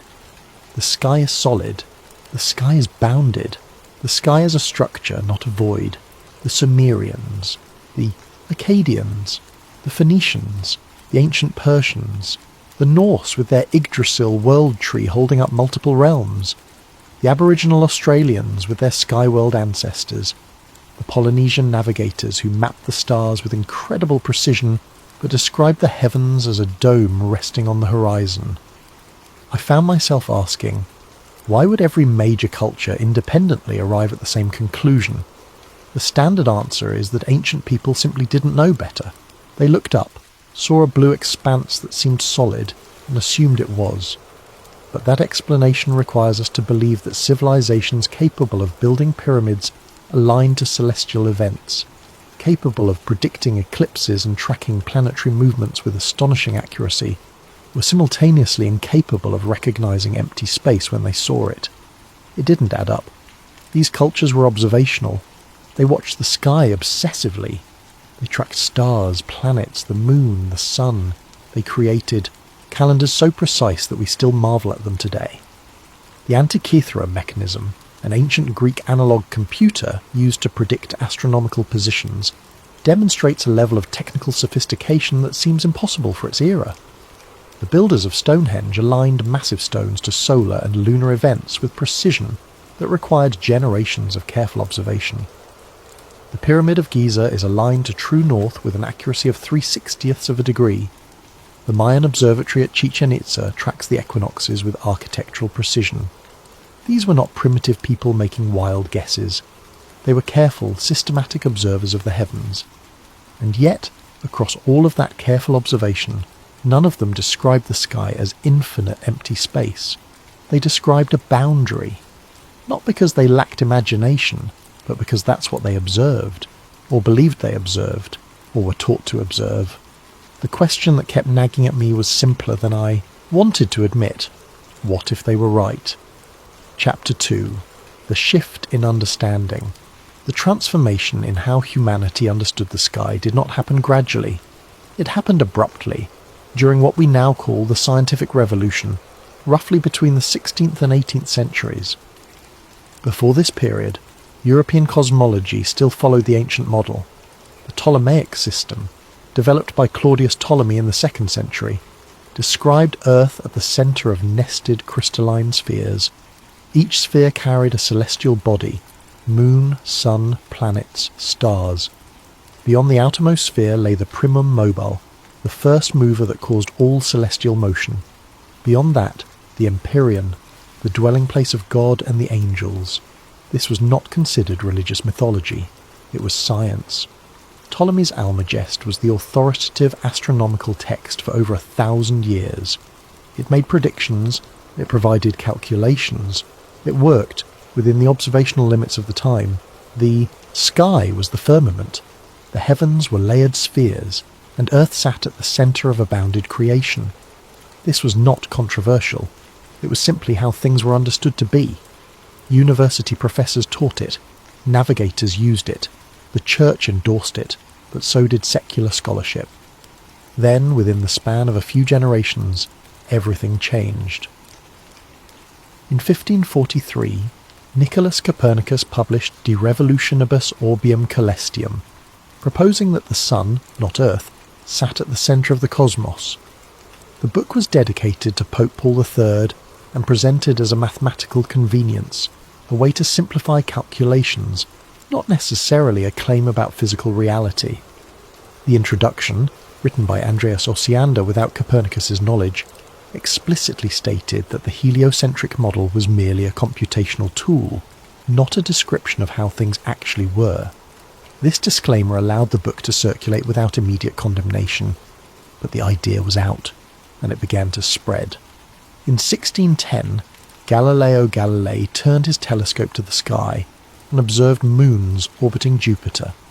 This was significant because it proved that not everything in the heavens orbited Earth. If Jupiter had its own satellites, then the Ptolemaic model of Earth-centered spheres was incomplete at minimum, wrong at maximum. Galileo also observed the phases of Venus, which made sense in a heliocentric model, but required awkward explanations in a geocentric one. He saw mountains on the moon, proving that celestial bodies were not perfect, unchanging spheres but physical objects with terrain and features. His observations were real. His telescope showed things that were genuinely there. But the interpretation of what those observations meant, that required a leap. Johannes Kepler, working from Tycho Brahe's meticulous astronomical data, formulated 3 laws of planetary motion. Planets orbit the Sun in ellipses, not circles. They move faster when closer to the Sun. The orbital period relates to the size of the orbit through a specific mathematical ratio. These laws describe planetary motion with unprecedented accuracy, but they didn't explain why planets moved this way. They were descriptive, not explanatory. Then came Isaac Newton. In 1687, Newton published Philosophia Naturalis Principia Mathematica, the Principia. In it, he formulated the law of universal gravitation. Every mass attracts every other mass with a force proportional to their masses and inversely proportional to the square of the distance between them. This was revolutionary not because it described new observations, but because it unified terrestrial and celestial mechanics under a single principle. The same force that makes an apple fall makes the moon orbit Earth. The heavens and Earth follow the same laws. Suddenly the sky was not a structure but a void, not a ceiling but infinite space, not a boundary but an invitation to endlessness. The crystalline spheres dissolved. The empyrean vanished. In their place, emptiness, governed by invisible forces extending forever. The shift was presented as enlightenment, as humanity finally seeing clearly after millennia of ignorance. And perhaps that's exactly what it was. But what struck me, reading through the transition documents, was how little actual proof was required for people to abandon the old model entirely. No one went up and touched the sky to confirm it wasn't solid. No one demonstrated that the ancient descriptions were physically impossible. What happened was that a new framework was proposed, one that made mathematical sense within certain assumptions, and the old framework was discarded not because it was disproven, but because it was no longer needed. Consider what actually changed. Observations of planetary motion existed before Copernicus. The same data that supported the Ptolemaic model was reinterpreted to support the Copernican model. Ptolemy could predict eclipses. So could Copernicus. Both systems worked mathematically. The choice between them was not purely empirical. It was aesthetic, philosophical. The Copernican model was simpler.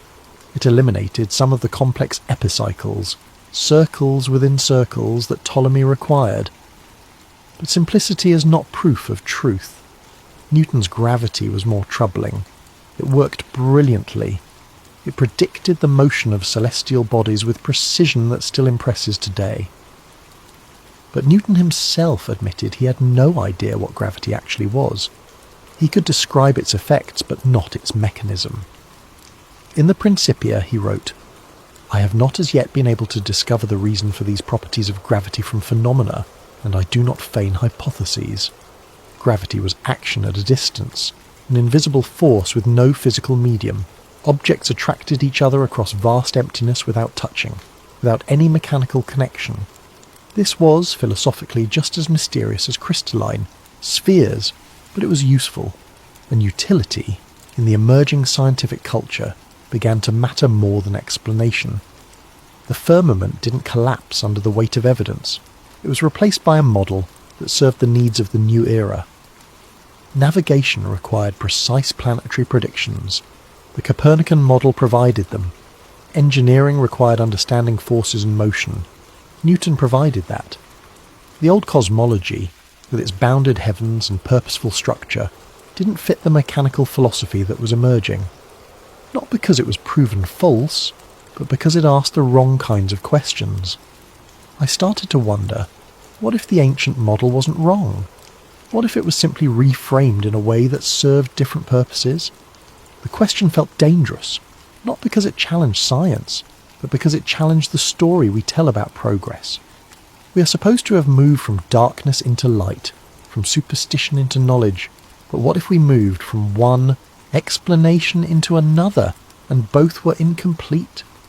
What if the shift from firmament to infinite space was not discovery, but decision? I kept reading. The more I learned about the scientific revolution, the more I realised how contingent it all was. Copernicus hesitated to publish, fearing ridicule. Galileo was tried by the Inquisition. Kepler spent years in poverty. Newton had a nervous breakdown and abandoned science for alchemy and theology. These were not triumphant heroes effortlessly overthrowing ignorance. They were men struggling with ideas that didn't quite fit, models that explained some things but not others, observations that could be interpreted multiple ways. And in the end, the model that won was not the one that was proven true, but the one that proved useful. Useful for what? For the emerging commercial empires that needed navigation. For the burgeoning industrial economy that needed mechanics. For the philosophical project of replacing divine purpose with material causation. The infinite universe served those purposes, the bounded firmament did not. So the firmament disappeared, not because anyone went up and proved it wasn't there, but because the new story was more convenient than the old one. Chapter 3. The Modern Firmament Theory. The modern firmament theory is not what most people imagine when they hear the phrase. It's not a claim that the sky's made of glass or crystal. It's not about a literal dome you could touch if you flew high enough. It's about Earth as a contained system. I encountered the theory through forums, video essays, independent researchers who approach cosmology from outside institutional science. The tone varies wildly. Some approach it with religious conviction, others with scientific skepticism turned inward, still others with the calm detachment of people exploring an idea simply to see where it leads. But the core claim remains consistent. Humanity lives inside a closed environment. The sky in this model is not infinite. It is bounded, not by a visible wall, but by a barrier that prevents passage beyond a certain point. Space in this framework is not a place you can travel to. It is a region, a layer of the system, but not an exit. The stars are not distant suns trillions of miles away, but lights within the system itself, fixed or moving along predetermined paths. This is not presented as fantasy. It's presented as the result of questioning assumptions that have become so fundamental we no longer recognise them as assumptions. I started cataloguing the core arguments. They fell into several categories. First, the nature of Earth itself. Modern cosmology describes Earth as a sphere rotating on its axis once every 24 hours, orbiting the Sun at approximately 67,000 miles per hour, while the entire solar system moves through the galaxy at roughly 500,000 miles per hour. Firmament theorists ask, why don't we feel this motion? The standard answer is that we're moving with the Earth, so there's no sensation of velocity. But they counter. We feel motion in airplanes, we feel motion in cars, we feel the rotation of carnival rides, yet we feel nothing from Earth's supposed rotation, orbit, or galactic movement. The response involves reference frames and constant velocity versus acceleration. Objects in constant motion don't produce sensation unless they change speed or direction. Earth's rotation is constant, so we don't feel it. But firmament researchers push back. Earth's rotation should produce measurable effects. The Coriolis effect, yes, but also more direct evidence. Long-range artillery must account for Earth's rotation in their calculations. Snipers, in theory, should need to adjust for it, yet the adjustments are minimal or absent in practice. They point to experiments. The Michelson-Morley experiment in 1887 attempted to detect Earth's motion through the luminiferous ether. It found no motion. The experiment was repeated multiple times with increasingly sophisticated equipment. Same result, no detectable motion. The standard interpretation is that this disproved the ether theory and led to special relativity. But firmament theorists suggest an alternative. Maybe the experiment detected exactly what was there, an Earth that isn't moving. Second, the nature of water. Firmament theory emphasizes that water always finds its level. Oceans, lakes, rivers, they form level surfaces. Water does not curve around spheres at the scale we observe it. The standard explanation is gravity. Gravity pulls water toward the center of Earth's mass, creating a curved surface that appears level locally but is globally spherical. Firmament theorists argue that this requires assuming what you're trying to prove. We know water is level. We observe this directly. The claim that it's actually curved relies entirely on accepting that Earth is a sphere. But if Earth is not a sphere, then water being level is exactly what we should expect. They point to large-scale observations. Looking across bodies of water, distant objects should be hidden by Earth's curvature. The formula is roughly 8 inches per mile squared. At 10 miles, an object should be hidden by approximately 67 feet of curvature. Yet there are photographs and videos showing objects visible at distances where they should be completely obscured. Buildings, mountains, islands, visible when they should be below the horizon. The standard response involves refraction, atmospheric lensing, mirages. Light bends as it passes through layers of air at different temperatures and densities, making distant objects appear higher than they actually are. But firmament researchers counter that refraction is invoked inconsistently, applied whenever observations don't match predictions but not accounted for when they do. It becomes a convenient explanation that can stretch to cover any discrepancy. Third, the nature of gravity itself. Modern physics describes gravity as a fundamental force, either as attraction between masses or as curvature of space-time caused by mass energy. Firmament theory questions whether gravity exists as described. Instead, they propose density and buoyancy as sufficient explanations for observed phenomena. Objects fall because they're denser than the medium around them. Helium balloons rise because they're less dense. No attractive force required. This seems simplistic, but they argue it's actually simpler than invoking a mysterious force that acts at infinite distance without any physical medium. Newton admitted he couldn't explain how gravity worked. Einstein reformulated it as geometry, but that doesn't explain what causes the curvature. Modern physics treats gravity as one of 4 fundamental forces, but it's the weakest and the most poorly understood. We can't unify it with quantum mechanics. We can't detect gravitational waves reliably despite building enormous interferometers. We can't explain dark matter or dark energy, except as placeholders for something that makes the math work. Firmament theorists suggest that maybe gravity is not fundamental. Maybe it's an interpretation imposed on observations that could be explained more simply if we abandon certain assumptions about Earth's shape and motion. Fourth, the nature of the sun, moon, and stars.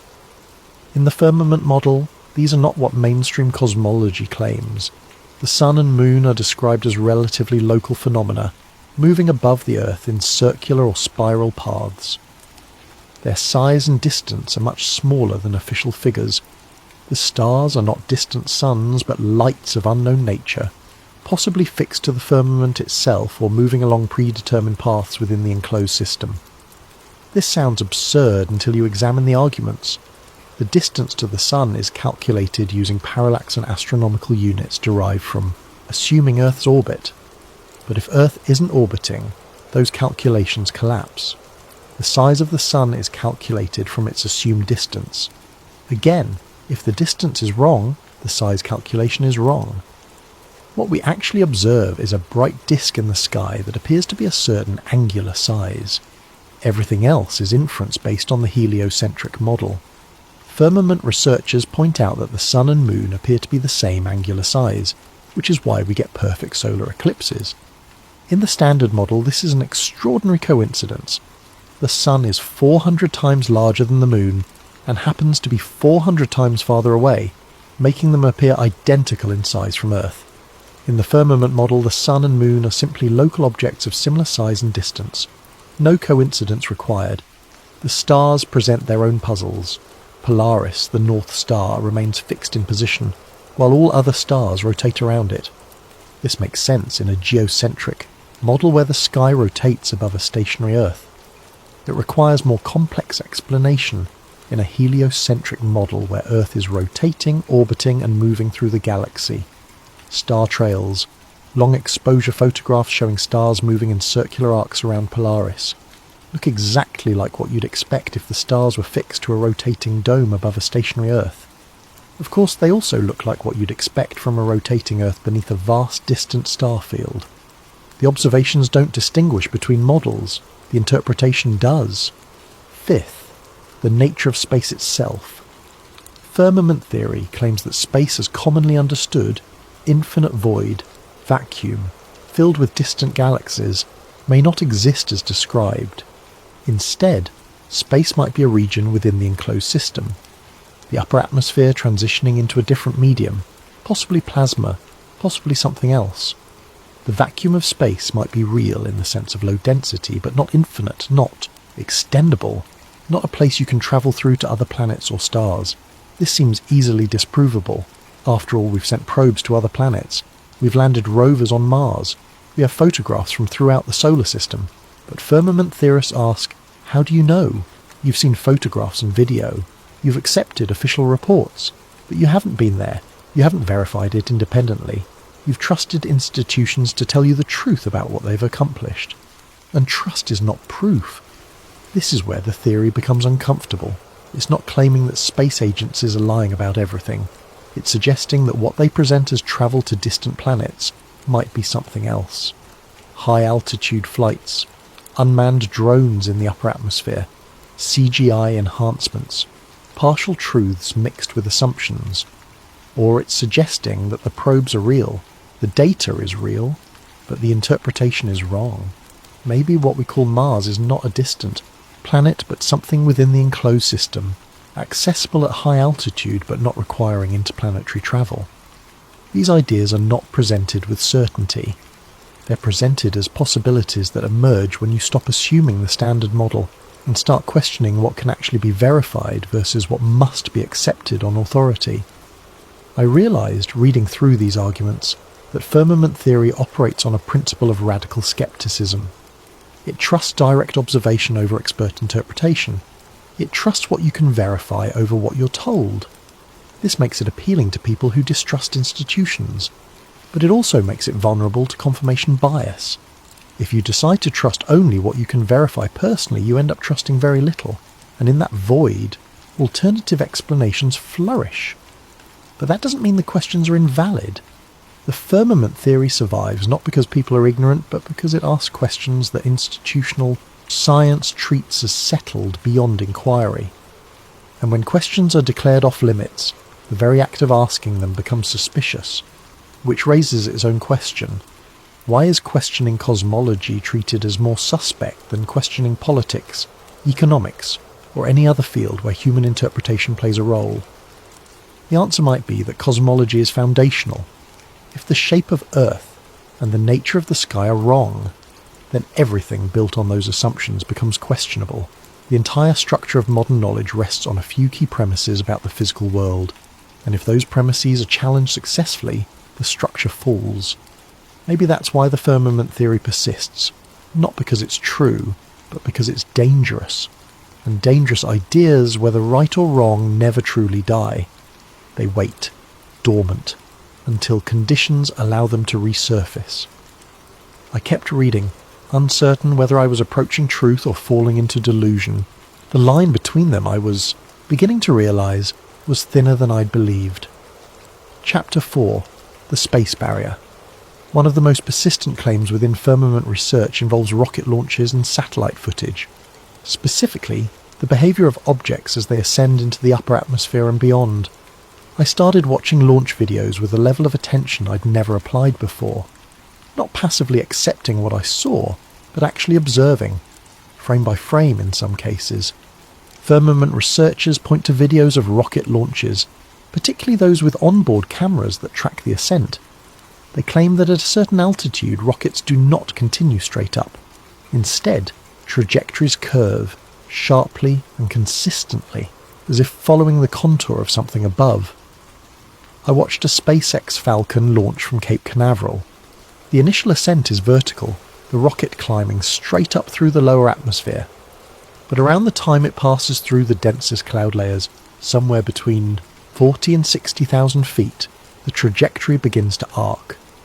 Gradually at first, then more pronounced. The official explanation is orbital mechanics. Rockets curve because they are entering orbit, which requires horizontal velocity, not just vertical ascent. To orbit Earth, an object must move sideways fast enough that its fall toward Earth is balanced by its forward motion. This requires building up tremendous horizontal speed. The trajectory makes perfect sense within the framework of a spherical Earth in infinite space. You don't go straight up because straight up leads nowhere useful. You curve to build orbital velocity. But firmament researchers argue that the curve is too consistent, too pronounced, too early in the ascent to be explained purely by orbital insertion. They suggest that rockets curve because they encounter a boundary, and the only way to remain aloft is to follow that boundary, rather than attempting to penetrate it. I watched more launches: Russian Soyuz, Chinese Long March, European Ariane, Indian PSLV. Every launch, regardless of the agency or the stated mission, followed the same pattern. Vertical ascent, then curve, then horizontal acceleration. Is this evidence of a barrier, or is it simply how orbital mechanics work? The answer depends entirely on which model you start with. I looked for videos of rockets attempting purely vertical flights, missiles designed to go straight up rather than achieve orbit. The footage was harder to find, but it existed. High-altitude research rockets, ballistic missile tests. These also curved, though their paths were different from orbital launches. Firmament theorists point out that no rocket maintains a purely vertical trajectory beyond a certain altitude. They all curve, they all level off, they all behave as if following the inside surface of a dome, but orbital mechanics requires curves. Missiles follow ballistic arcs governed by their velocity and angle of launch. The observations don't distinguish between models without already assuming one. Then there's the footage itself, or rather the lack of certain kinds of footage. Firmament theorists ask, why is there no unedited, continuous video of a rocket or probe leaving Earth's atmosphere and travelling into deep space? Every transition from Earth to space involves cuts, edits, camera switches. We see the launch, we see orbit, we see images from space, but we never see the journey between in real time. I searched extensively. I found promotional videos, compilation reels, documentary footage. NASA's archive contains thousands of hours of material. SpaceX live streams launches regularly. The International Space Station broadcasts continuously. But an uncut video showing the continuous transition from ground level to orbital altitude, I couldn't find one. The standard answer is practicality. Rockets travel too fast for continuous tracking from a single camera. Distances are too vast for real-time transmission. Without compression, continuous footage would be boring. Minutes of empty sky followed by the rocket becoming a tiny dot. These explanations make sense, but the absence is noted, catalogued, treated as suspicious by firmament researchers. I kept searching. I found onboard camera footage from various launches. Typically the video shows the rocket ascending, clouds falling away, the sky darkening to black, and then cut, switch to external view. or switch to animation explaining what's happening. When continuous onboard footage exists, it often shows strange things. Fisheye lenses creating horizon curves that shift and bend unnaturally. The Earth appearing convex in one frame, concave in another, depending on camera position and lens distortion.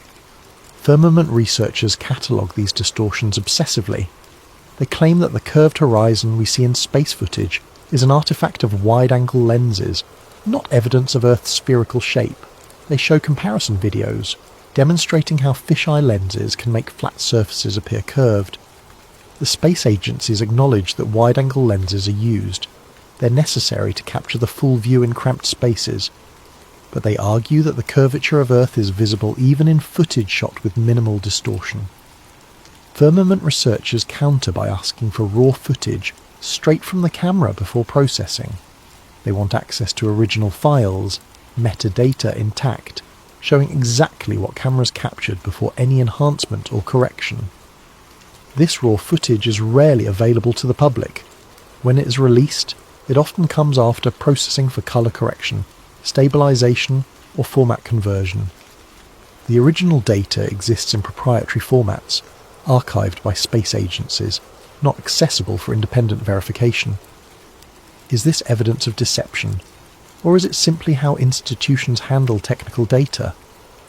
I started noticing patterns in how launches were broadcast. Live streams from SpaceX would show the rocket ascending, then switch to animation as it climbed beyond visual range. When the feed returned to live footage, the rocket was already in space, or the payload was being deployed, or the booster was descending for landing. The critical moments, the actual passage from atmosphere to space, were consistently absent from direct coverage. Firmament theorists point to specific anomalies, videos showing objects appearing to hit an invisible ceiling, bubbles in space footage, suggesting underwater filming, harnesses visible on astronauts during supposedly zero-gravity demonstrations, green screens detected in background analysis of ISS broadcasts. Each anomaly has official explanations. Bubbles are condensation or ice particles. Harnesses are equipment tethers for safety. Green screens are used for educational demonstrations, not actual space footage. The ceiling effect is debris separation or stage jettison captured at angles that create optical illusions. I examined the evidence. Some of it was clearly misidentified. A reflection mistaken for a bubble. Camera artifacts mistaken for green screen edges. Perspective tricks making straight lines appear to curve. But some of it was harder to dismiss. Videos where the physics seemed wrong. Objects moving in ways that didn't match the zero-gravity environment they were supposed to be in. Footage where astronauts appeared to be supported by invisible wires, their movements constrained in ways that suggested harnesses rather than free-floating. The most troubling aspect wasn't any single piece of evidence. It was the cumulative weight of anomalies, each individually explainable, but collectively suggesting something off. Or it was confirmation bias, seeing what you want to see, finding patterns in noise. I couldn't prove it was suspicious, but I also couldn't dismiss the observations entirely. What bothered me most was the realization that I had never questioned it before. I had simply accepted that space travel looked a certain way because that's how it was presented. But presentation is not proof. In the absence of certain types of evidence, unedited continuous footage, publicly available raw data, transparent access to verification, that absence might mean nothing, or it might mean everything. The firmament theory doesn't require vast conspiracy. It only requires institutional interpretation of data that we can't personally verify. And in the gap between what we're shown and what we can confirm, alternative explanations find room to breathe. Chapter 5. The Silence Above. One of the quieter elements of the firmament theory involves a simple question. What does it look like to leave Earth? Not from Earth, not looking back at Earth, but leaving. The act of passage from inside the atmosphere to outside it, uninterrupted, unmediated. I searched for this footage with genuine curiosity. I wanted to see what it looked like when a camera mounted on a rocket or satellite transitioned from sky to space. the moment when blue gives way to black, when atmosphere ends and void begins. I found compilations, edited sequences, animations, artist renderings. I found footage from the International Space Station showing Earth from orbit. I found re-entry videos showing the fiery descent back through the atmosphere. I found promotional material from space agencies, beautiful and inspiring, but I did not find unedited, continuous footage of the crossing itself. This absence is not proof of anything. It could be explained a dozen different ways, all of them mundane. Technical limitations, bandwidth constraints, editorial choices for public consumption, the sheer duration of ascent making continuous coverage impractical. But it is an absence, and firmament researchers treat absences as data. The theory suggests that the firmament does not need to be hidden if no one is looking for it. If the assumption is that space is infinite and accessible, then the lack of direct evidence for crossing into it becomes invisible. We see what we expect to see, and we explain away everything else. This idea troubled me more than I wanted to admit. How much of what I believed about the world came from direct experience versus mediated information? I had never been to space. I had never seen Earth from orbit with my own eyes.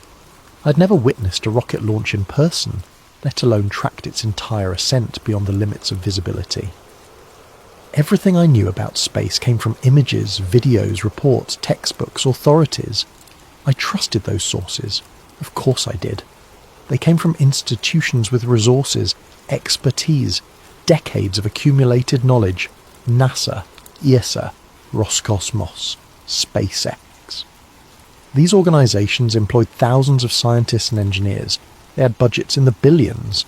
They produced tangible results. Satellites that provided GPS, communications, weather forecasting. But trust is not verification. And verification, in the modern world, has become almost impossible for individuals. I started thinking about how knowledge works in a technological society. Most of what we know second-hand. We read it in books written by experts. We see it on screens showing footage from places we'll never visit. We accept it as true because rejecting it would require rejecting the entire edifice of specialised knowledge that makes modern life function. This is not inherently wrong. Specialisation is necessary. No single person can verify everything. We rely on institutions, peer review, reputation, consensus. But what happens when those institutions have interest beyond truth? When they serve political, economic or ideological purposes? Space exploration, from its inception, was entangled with Cold War politics. The space race was not about science.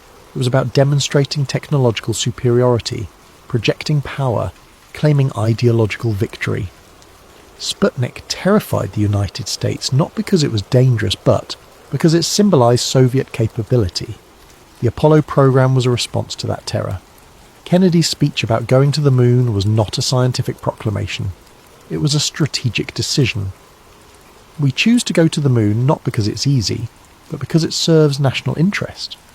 Firmament researchers point to this history and ask, if space exploration began as propaganda, how much of it remains propaganda? They note that the most iconic images of space exploration, the Apollo moon landing, Earthrise, the blue marble photograph, all emerged during the height of the Cold War. All were produced by a government with massive incentive to demonstrate superiority. All have been questioned, analysed, scrutinised for anomalies. The moon landing deniers have their own extensive literature, their own claimed evidence of staged footage, impossible shadows, missing stars. I was not researching moon landing conspiracies specifically, but the methodologies overlapped. Question official, narratives, examine footage for inconsistencies, demand primary sources. The firmament theory doesn't necessarily deny that Apollo happened. It questions what Apollo actually accomplished. Maybe astronauts went up. Maybe they orbited in high altitude. Maybe they landed somewhere. But did they land on a rock orbiting Earth at 250,000 miles away? Or did they land on something within the enclosed system, something we call the moon but misunderstand fundamentally? These questions feel absurd, but absurdity is not refutation. I kept returning to the central problem. Everything I knew about space came through mediation. Cameras, computers, institutions, interpreters. I had no direct access to the phenomena itself. When I look at the moon through a telescope, I see a bright disk with visible features, craters, Maria, highlands, beautiful and detailed. But I'm seeing reflected sunlight, filtered through atmosphere, focused through glass. I'm not seeing the moon as it is. I'm seeing an optical representation. When I see footage from the ISS, I'm seeing compressed video transmitted from orbit, processed through multiple systems, displayed on a screen. The astronauts floating in zero gravity might be exactly what they appear to be. Or they might be in a high-altitude aircraft in parabolic flight. Or they might be in a carefully constructed set with hidden supports. I couldn't tell the difference from the footage alone. This is the epistemological problem at the heart of the firmament theory. We live in an age of unprecedented access to information, an unprecedented distance from primary experience. We can see more than any previous generation but verify less. The firmament might exist or might not, but our relationship to truth has become so mediated that certainty is elusive regardless. Firmament researchers exploit this uncertainty. They ask questions designed to reveal how little we actually know versus how much we accept on authority. Have you personally measured the distance to the sun? Have you calculated Earth's circumference independently? Have you verified that satellites exist in the orbits claimed? Have you confirmed that the laws of physics operate the same everywhere in the universe? The answer to all of these is no for nearly everyone. We accept these things because experts tell us they're true, and most of the time, that's sufficient. The GPS on my phone works. Weather satellites provide accurate forecasts. The ISS is visible passing overhead on clear nights. But working doesn't prove the explanation. The geocentric model with complex epicycles also worked within its limits. Ptolemy's calculations produced accurate predictions for centuries. The model was useful without being true. Maybe our current model is the same. Useful, predictive, explanatory within certain bounds, but fundamentally wrong about the underlying structure of reality. The firmament theory suggests that we are not lied to so much as given interpretations that serve institutional purposes. The data might be real, the interpretation might be convenient, and in a world where direct verification is impossible, convenience can masquerade as truth indefinitely. Chapter 6. Antarctica and the Edge. Antarctica appears in almost every firmament discussion, often as the single most important piece of evidence for the theory. The claim is straightforward. Antarctica is not just a continent, it is a boundary. Not the southern edge of a spherical Earth, but the outer edge of the known world encircling everything else. In the firmament model, Antarctica functions as a perimeter, a wall of ice that surrounds the oceans and continents, marking the limit of the enclosed system. Beyond Antarctica, if the theory is correct, lies nothing, or something unknowable, or the edge of the firmament itself. This idea is not new. Before modern exploration, Antarctica existed in European imagination as Terra Australis Incognita, unknown, southern land. Medieval and Renaissance maps sometimes depicted it as a vast ring encircling the known continents, a counterbalance to the landmasses of the north. These maps were speculative. Cartographers included Terra Australis not from observation but from theory. They believed the world needed symmetry, that northern lands required southern equivalents to maintain balance, so they drew Antarctica before anyone had seen it. When actual exploration began in the 18th and 19th centuries, the picture that emerged was complicated.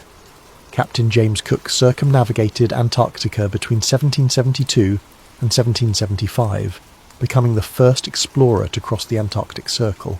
But he never saw the mainland. He encountered impenetrable ice barriers that prevented further south penetration. He sailed along the ice edge for thousands of miles, mapping its extent but never confirming what lay beyond. Cook's journals described the ice barrier as seemingly endless. He would sail parallel to it for days, weeks, always finding more ice, never finding passage. He concluded that if land existed beyond the ice, it was unreachable and uninhabitable. Firmament researchers point to Cook's voyage as evidence. He didn't circumnavigate a continent, he circumnavigated the ice barrier that surrounds the known world. The distance he travelled, over 60,000 miles, is far greater than the circumference of Antarctica as currently mapped. The official explanation is that Cook didn't sail in a tight circle around the continent. He meandered, followed ice flows, retreated and advanced based on conditions. His path was irregular, not a direct circumference, but the raw distance travelled remained striking. Later expeditions claim to have discovered and mapped the Antarctic mainland, but firmament researchers question these claims. They note that Antarctica is the least mapped, least verified continent. Most of its interior is inaccessible. What we call accurate maps are largely based on aerial surveys, satellite imagery, and ice-penetrating radar, all subject to interpretation. No one has walked across Antarctica following a route that would definitively confirm its shape. The few transcontinental expeditions followed predetermined paths, usually seeking the South Pole, not attempting to map the entire coastline or verify the overall structure. And then there's the Antarctic Treaty. Signed in Washington in December 1959, the Antarctic Treaty designated Antarctica as a scientific preserve. It banned military activity, prohibited mineral mining, suspended territorial claims, and established international cooperation in research. On its face, the treaty seems reasonable. Antarctica is harsh, remote, environmentally sensitive. International protection makes sense.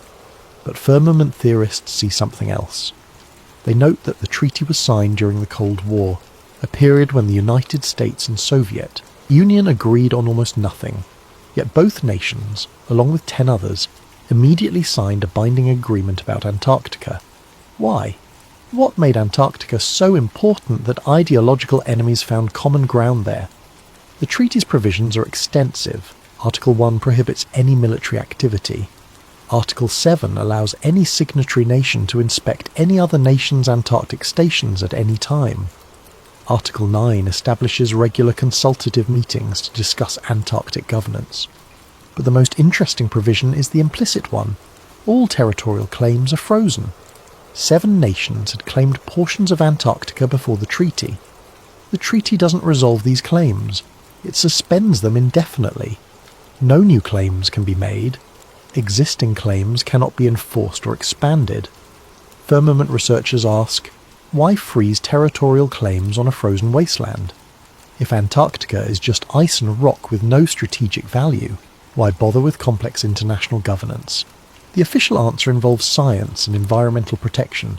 Antarctica is pristine, valuable for research, vulnerable to exploitation. The treaty preserves it for peaceful study. But firmament theorists suggest the treaty serves another purpose, controlling access. By making Antarctica an international preserve, no single nation can claim it, but also no independent expedition can explore it freely. I investigated this claim. I found that visiting Antarctica is indeed difficult. Tourism exists, but it's heavily regulated. Tour operators must follow strict protocols established by the International Association of Antarctica Tour Operators. Landing sites are limited, activities are restricted. Independent travel is essentially impossible without permits, approvals, and enormous expense. Private expeditions to Antarctica's interior require permission from multiple governments, logistical support from approved contractors, insurance, emergency extraction plans. The barriers are not legal prohibitions, but practical impossibilities. You can visit Antarctica as a tourist, but you'll see what tour operators show you. You can conduct research there, but you'll work within established stations under treaty oversight. You cannot simply charter a boat, sail south, and explore independently. Firmament researchers catalogue stories of people who tried, adventurers who planned Antarctic expeditions and faced bureaucratic roadblocks, researchers whose projects were denied permits for vague reasons, filmmakers who requested access to interior regions and were told no. Are these restrictions about environmental protection or about preventing discovery of something that contradicts official narratives? I found one account particularly compelling. A private explorer claimed he wanted to sail along Antarctica's coast, filming continuously, creating a full video record of the entire perimeter. His stated goal was to verify Antarctica's shape and size independently. Never got approval. Authorities cited safety concerns, environmental regulations, lack of proper insurance. He tried multiple times over several years, adjusting his plans to meet objections. Each time new barriers appeared. Eventually he gave up. His account, posted in various forums, reads like someone defeated by bureaucracy rather than physical impossibility. The message: "You can't go there because we won't let you." Is this evidence of conspiracy? Or is it simply how institutions manage risk and protect sensitive environments? I couldn't answer definitively, but the pattern was there. Antarctica is unique in being both accessible in theory and restricted in practice. You can go, but only under conditions that ensure you see what you're supposed to see. Firmament theory suggests that if Antarctica is the edge, the perimeter wall of the enclosed world, then it must be protected not by force but by procedure. Make it legal to visit but impractical to explore. Allow research but control where researchers go. Permit tourism but limit what tourists can access. This is conspiracy theory methodology, finding sinister purpose in bureaucratic complexity. But it's also worth noting that Antarctic governance is genuinely unusual. No other landmass is subject to such comprehensive international control. No other region is simultaneously claimed by multiple nations and governed by none. The firmament theory asks, what is Antarctica hiding? And the unsettling answer might be the fact that it's not hiding anything.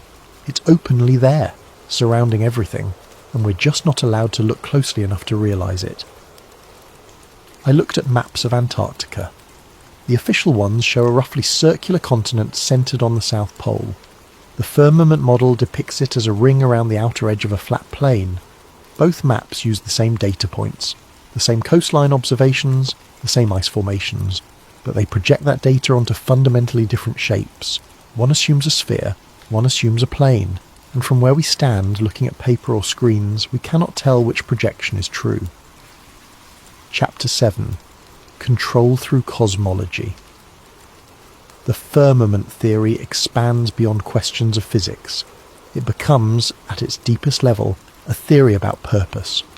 If Earth is a ball spinning through infinite space, then humanity is a cosmic accident. We are the product of random processes, isolated in a vast and indifferent universe. There is no centre. There is no purpose. There is only the cold mathematics of matter and energy. This is not incidental to modern cosmology. It is foundational. I started reading the history of how scientific cosmology displaced religious cosmology. The shift from geocentrism to heliocentrism is often presented as purely scientific. Better observations, better mathematics, better explanation. But the philosophical implications were just as significant as the technical ones. The geocentric model placed humanity at the centre of creation. Not the physical centre necessarily, but the focal point. Everything revolved around Earth. The heavens moved for us to observe. The sun existed to give us light and warmth. The stars marked time and season for our benefit. This was not vanity. It was coherence. If God created the universe, and creation had a purpose, then humanity's position at the centre made theological sense. We were the purpose. The cosmos existed in relation to us. The heliocentric model shattered that coherence. Suddenly Earth was just another planet, orbiting just another star in just another galaxy among billions. We were not central. We were peripheral, cosmically insignificant. Copernicus understood this. That's why he hesitated to publish. He knew the implications extended beyond astronomy into theology. If Earth is not the centre, then what is humanity's relationship to the divine? Giordano Bruno took the next step. He proposed that the universe was infinite, filled with countless stars and planets, possibly harbouring other life. He was burned at the stake in 1600, officially for heresy, but the specific heresy was cosmological, denying the uniqueness of Earth and humanity. The Church resisted heliocentrism not because of stubbornness, but because they understood what was at stake. If the cosmos has no centre, then it has no hierarchy. If it has no hierarchy, then it has no order imposed by divine will. If there is no divine order, then there is no transcendent meaning. Modern secular thinkers celebrate this as liberation from superstition. We don't need cosmic purpose. We create our own meaning. We are free from the burden of predetermined significance. But firmament theorists ask, what if that freedom is actually loss? If Earth is enclosed, if we live inside a created system with boundaries and structure, then everything changes. We are not random. We are placed. We are contained. We are perhaps observed. Purpose becomes possible. Again, not as human construction, but as cosmic fact. The psychological implications are profound. An infinite universe invites nihilism. A bounded creation invites meaning. And meaning, whether comforting or terrifying, changes how people live. I found myself thinking about Friedrich Nietzsche's proclamation, God is dead. He didn't mean this literally. He meant that modernity had made God unnecessary. The infinite mechanical universe explained itself without divine intervention. Humanity no longer needed theology to understand the cosmos. But Nietzsche also understood the consequences. If God is dead, if cosmic purpose disappears, then we face the abyss of meaninglessness. The death of God was not victory, but crisis. We killed God, Nietzsche wrote, and now we must become gods ourselves to be worthy of the deed. Modern culture has not become godlike. It has become fractured, anxious, searching desperately for meaning in a universe that offers none. Depression, suicide, addiction, despair. These are not just personal failures, but existential responses to cosmic insignificance. Firmament researchers argue that this is intentional, not that specific individuals conspired to make people miserable, but that the shift from bounded creation to infinite void served powerful interests. If humanity has no cosmic purpose, then purpose becomes whatever authorities define it as: work, consumption, national service, ideological commitment. These fill the void left by transcendent meaning. People without cosmic significance are easier to control because they must find significance somewhere, and institutions are happy to provide it. This sounds paranoid, but it's also historically demonstrable. The rise of totalitarian ideologies in the 20th century coincided with the full internalization of cosmic meaninglessness. Fascism, communism, various nationalisms all offered collective purpose to replace lost cosmic purpose. Even liberal democracy, with its emphasis on individual freedom and material prosperity, functions as a substitute meaning system. We are free to pursue happiness, which in practice means pursuing wealth, status, pleasure. These are not nothing, but they are not cosmic significance either. The firmament theory suggests that cosmology is not neutral. How we understand the sky shapes how we understand ourselves. An infinite void produces one kind of human.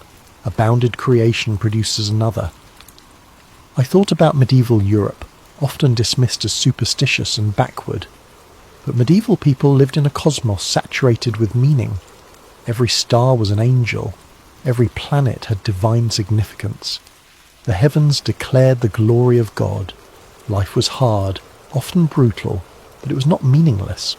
Modern people live in comfort unimaginable to medieval peasants. We have technology, medicine, leisure, but we also have epidemic rates of depression, a mental health crisis that shows no signs of abating despite increasing access to treatment. Could this crisis be cosmological? Could the loss of a meaningful universe create psychological damage that no amount of therapy or medication can fully address? Firmament theorists believe so. They argue that returning to a bounded cosmos, re-establishing Earth as a created place rather than a cosmic accident, could restore meaning not as belief, but as fact. This is where the theory becomes most controversial, because if the firmament exists, then someone created it. And if someone created it, then we must ask why, and what they want from us, and what happens if we ignore their purposes. These are theological questions masquerading as cosmological ones. Science is not equipped to answer them. Science deals with mechanism, not meaning. It can tell us how things work, but not why they exist or what we should do about it. The firmament theory reintroduces purpose as a scientific question. If Earth is enclosed, that enclosure was deliberate, the system was designed. And Design implies designer, which implies intent, which implies meaning. Modern science fled from this centuries ago, not because design was disproven, but because methodologically limiting science to mechanism made it more productive. You can study how planets orbit without asking why planets exist. You can understand gravity without understanding purpose, but the limitation was methodological, not metaphysical. Science chose not to ask certain questions, not because they were invalid, but because they were outside its scope. Firmament theory asks those questions again, not through theology, but through cosmology. It treats the structure of the universe as evidence for purpose, and purpose as evidence for structure. This circularity is intentional. If you start from materialism, the assumption that only matter and energy exist, then purpose is illusion. But if you start from purpose, the assumption that existence has meaning, then materialism is incomplete. The choice between these starting points is not scientific, it's philosophical. And philosophy, unlike science, does not settle questions through experiment. It settles them through commitment. Modern culture committed to materialism, not because it was proven true, but because it was useful. It enabled technological progress, economic growth, social engineering. It made the world predictable, controllable, exploitable. But it also made the world empty, and emptiness, no matter how comfortable, eventually becomes unbearable. The firmament theory offers an alternative, not a return to medieval superstition, but a reframing of modern knowledge. Keep the observations, change the interpretation, recognise that the infinite void might be a choice rather than a discovery. And if it's a choice, we can choose differently. Chapter 8. The Psychological Barrier. The strongest argument against the firmament theory is not scientific, it's psychological. The idea of a solid sky feels impossible, not unlikely, not improbable, impossible in a way that bypasses reason and settles directly into instinct. We have internalized the infinite universe so completely that questioning it feels like questioning reality itself. It's not that we've examined the evidence and found the firmament lacking. It's that the firmament violates the shape of the world as we've been taught to imagine it. And that, firmament researchers argue, is exactly how the system works. I started paying attention to my own reactions as I researched. Every time I encountered a firmament claim that felt compelling, I noticed a reflex, a voice in my head that said, "This can't be true." Not "this doesn't seem true," or "I need more evidence." Simply, "This can't be true." That reaction was automatic, instantaneous, occurring before any conscious evaluation of the claim itself. I recognized it as cognitive dissonance, the psychological discomfort that occurs when new information contradicts existing beliefs. The human mind resists this discomfort. We have multiple strategies for reducing it: rejecting the new information, reinterpreting it to fit existing beliefs, or creating rationalizations that allow both to coexist. What we rarely do is actually change the foundational belief, because foundational beliefs are integrated into our entire understanding of reality. Changing them means rebuilding from scratch. The firmament theory, if true, would require exactly that kind of rebuilding. Everything I learned about the universe, from elementary school through university, would need to be re-examined. Not just astronomy, but physics, geology, history, philosophy.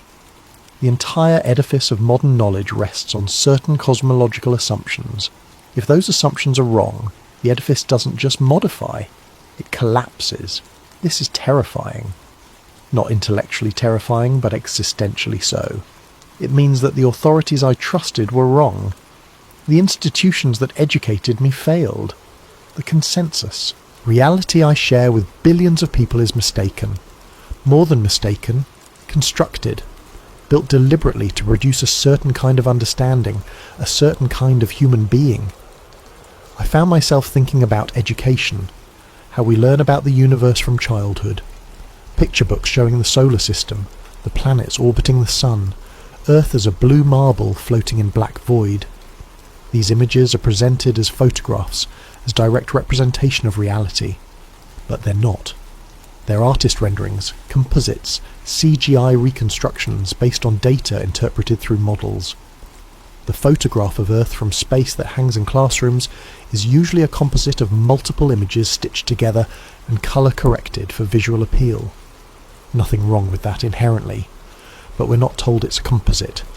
We're shown it as truth, and we internalise it as truth, and by the time we're old enough to question, the belief is so fundamental that questioning feels absurd. This is social conditioning.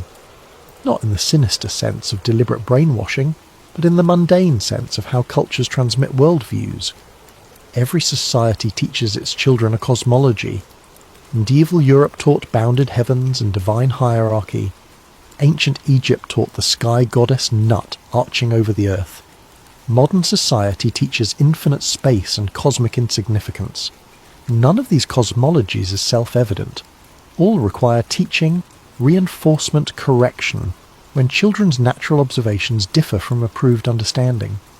I remembered being told as a child that the earth was round. I looked at the horizon. It appeared flat. I was told this was because the earth is very large and I was very small. The curvature exists but is imperceptible at ground level. I accepted this explanation. What choice did I have? Every adult, every teacher, every book agreed. Doubting would have meant doubting everything, isolating myself from consensus reality. So I learned to trust authority over observation. I learned that what appears true might be false, and what appears false might be true, and the way to navigate this is to trust experts. This is not unreasonable. Experts exist for good reason. Specialization is necessary, but it creates dependence. And dependence creates vulnerability to deception, whether intentional or accidental. Firmament theory survives because it identifies this vulnerability and exploits it. It asks, what if the experts are wrong? Not about everything, but about this one foundational thing. The resistance to that question is not rational. It's defensive. It's the mind protecting itself from chaos. Psychologists have studied this phenomenon. When people's worldviews are threatened, they don't respond with careful evaluation of evidence. They respond with increased commitment to existing beliefs, dismissal of contradictory information, and hostility towards sources of threat. This is called worldview defense. It's not conscious, it's automatic, and it operates below the level where reason can intervene. Firmament theorists understand this. That's why they frame their arguments carefully. They don't lead with, the earth is flat, because that triggers immediate rejection. Instead, they ask questions. They point to anomalies. They invite curiosity rather than demanding belief. The method is Socratic.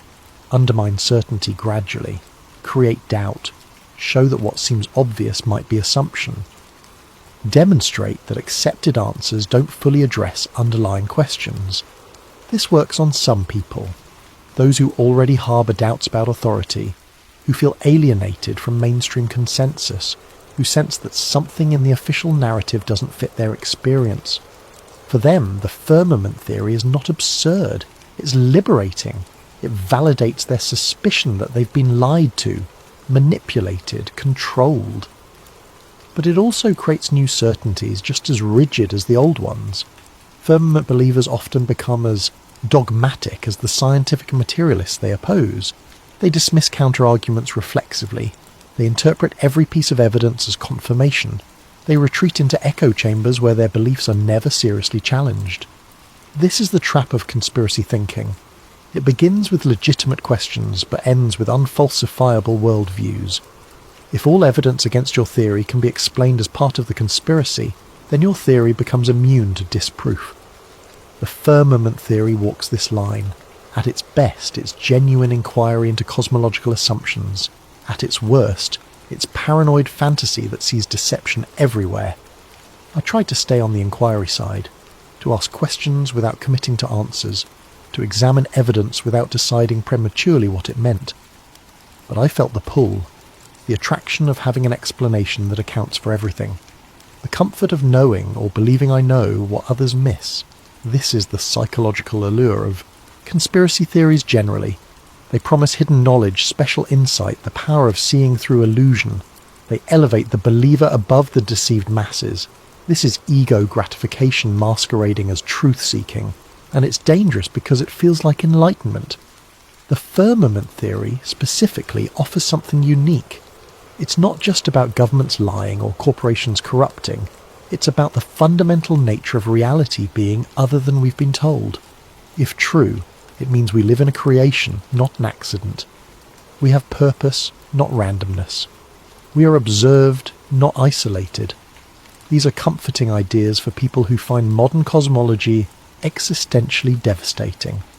The firmament offers meaning, structure, cosmic significance. But comfort is not truth, and the desire for meaning can override critical thinking just as easily as fear or anger can.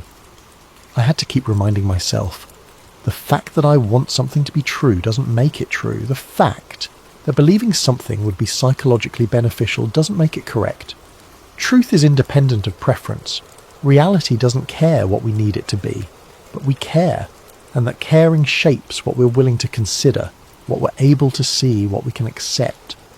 The psychological barrier to the firmament theory is not that it's too absurd to believe, it's that accepting it requires surrendering too much.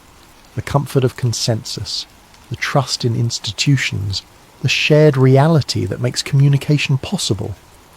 These are not small things to surrender, and most people won't. Not because they've examined the evidence and found it lacking, but because the cost of belief is too high. The firmament theory survives on the margins, among people for whom the cost of disbelief has become higher than the cost of belief. People who have already lost trust, already feel alienated, already suspect that consensus reality is constructed rather than discovered. For them, the firmament is not absurdity, it's the truth that makes sense of everything else that doesn't. Chapter 9. The Cracks in the Sky. There are stories, scattered and unverified, of anomalies in the upper atmosphere. I started collecting them the way firmament researchers do, not with the assumption that they prove anything, but with the recognition that patterns emerge from accumulation. Strange sounds recorded by high-altitude balloons, hums and vibrations that don't correspond to known atmospheric phenomena. The frequency ranges are wrong for wind, too regular for turbulence, too persistent for equipment malfunction. I found a research paper from a team that launched weather balloons equipped with acoustic sensors. At altitudes above 100,000 feet, the sensors detected sounds described as humming or rumbling. The sounds occurred consistently at similar altitudes across multiple launches. The researchers noted them in their data but had no explanation. Atmospheric pressure at that height is too low for conventional sound propagation. Yet the sensors recorded something. The paper was published in a minor journal. I found no follow-up studies. The phenomenon was noted and abandoned, filed under unexplained and forgotten. Firmament researchers catalogue this as evidence of the barrier.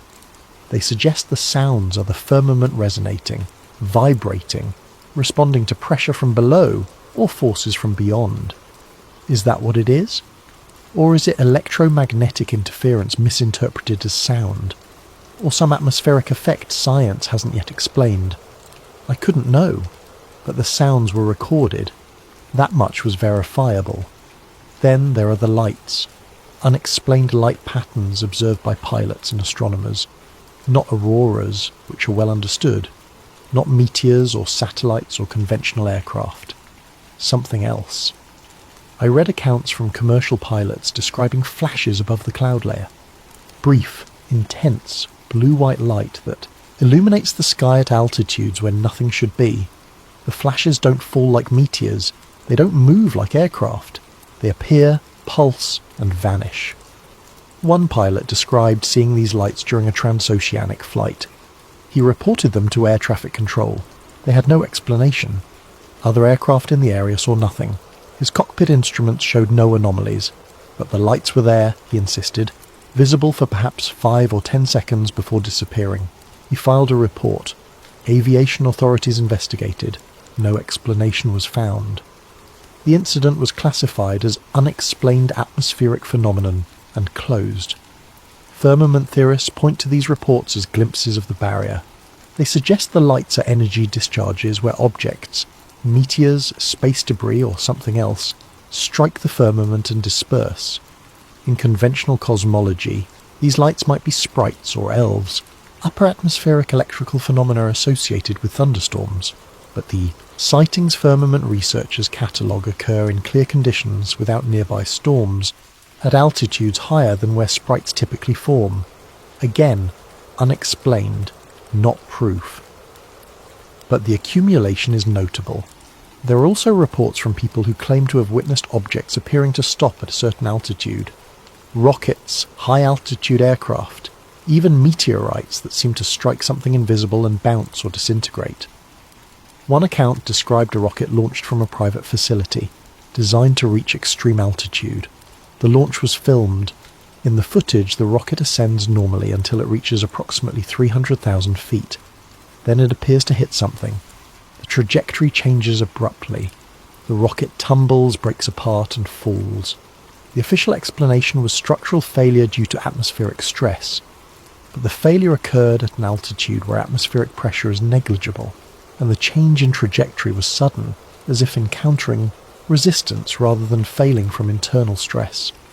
Firmament researchers analysed the footage frame by frame. They claim the rocket didn't break from stress. It hit something solid, invisible, and shattered on impact. Could they be right? Or are they seeing what they want to see in ambiguous footage? I watched the video multiple times. The rocket does change trajectory suddenly. The breakup is rapid, but rockets are complex machines operating at extreme conditions. Failure can be sudden without requiring invisible barriers. Still, the footage is unsettling. Something happened at that altitude. Whether it was structural failure or impact with a boundary depends on assumptions I couldn't verify. Beyond these specific incidents, there's a broader pattern that firmament researchers find meaningful: the lack of high-altitude phenomena. We know a great deal about the troposphere, where weather occurs. We know somewhat less about the stratosphere, where aircraft fly. But beyond that, mesosphere, thermosphere, exosphere, our knowledge becomes increasingly indirect, based on instruments, models, extrapolation. Firmament theorists ask, why are there no continuous observation stations in the upper atmosphere? Why do we rely on brief rocket flights and satellite data rather than permanent platforms? The official answer is engineering difficulty. Maintaining structures at extreme altitude is harder than orbiting satellites. The environment is hostile. Cost-benefit doesn't justify it. But the absence is noted. We have submarines in the deep ocean. We have stations in Antarctica. We have the ISS in space. But nothing in that transitional zone between atmosphere and void. Firmament researchers suggest this is intentional. If the firmament exists somewhere in the upper atmosphere, permanent observation platforms would detect it. Better to keep that region accessible only through brief controlled visits. Is this paranoid, or is it pattern recognition? I thought about how much of our cosmological understanding depends on that inaccessible zone. We can't go there personally. We can't station observers there. We must trust instruments, briefly deployed, reporting data that's interpreted through models we can't independently verify. The gap between what we observe directly and what we believe exists is enormous, and in that gap, uncertainty breeds alternative explanations. I found one account particularly compelling not because it proved anything, but because it illustrated the epistemological problem. An amateur group built a high-altitude balloon platform. They equipped it with cameras, sensors, GPS tracking. Their goal was to document the ascent from ground to maximum altitude continuously. The balloon launched successfully. It ascended normally.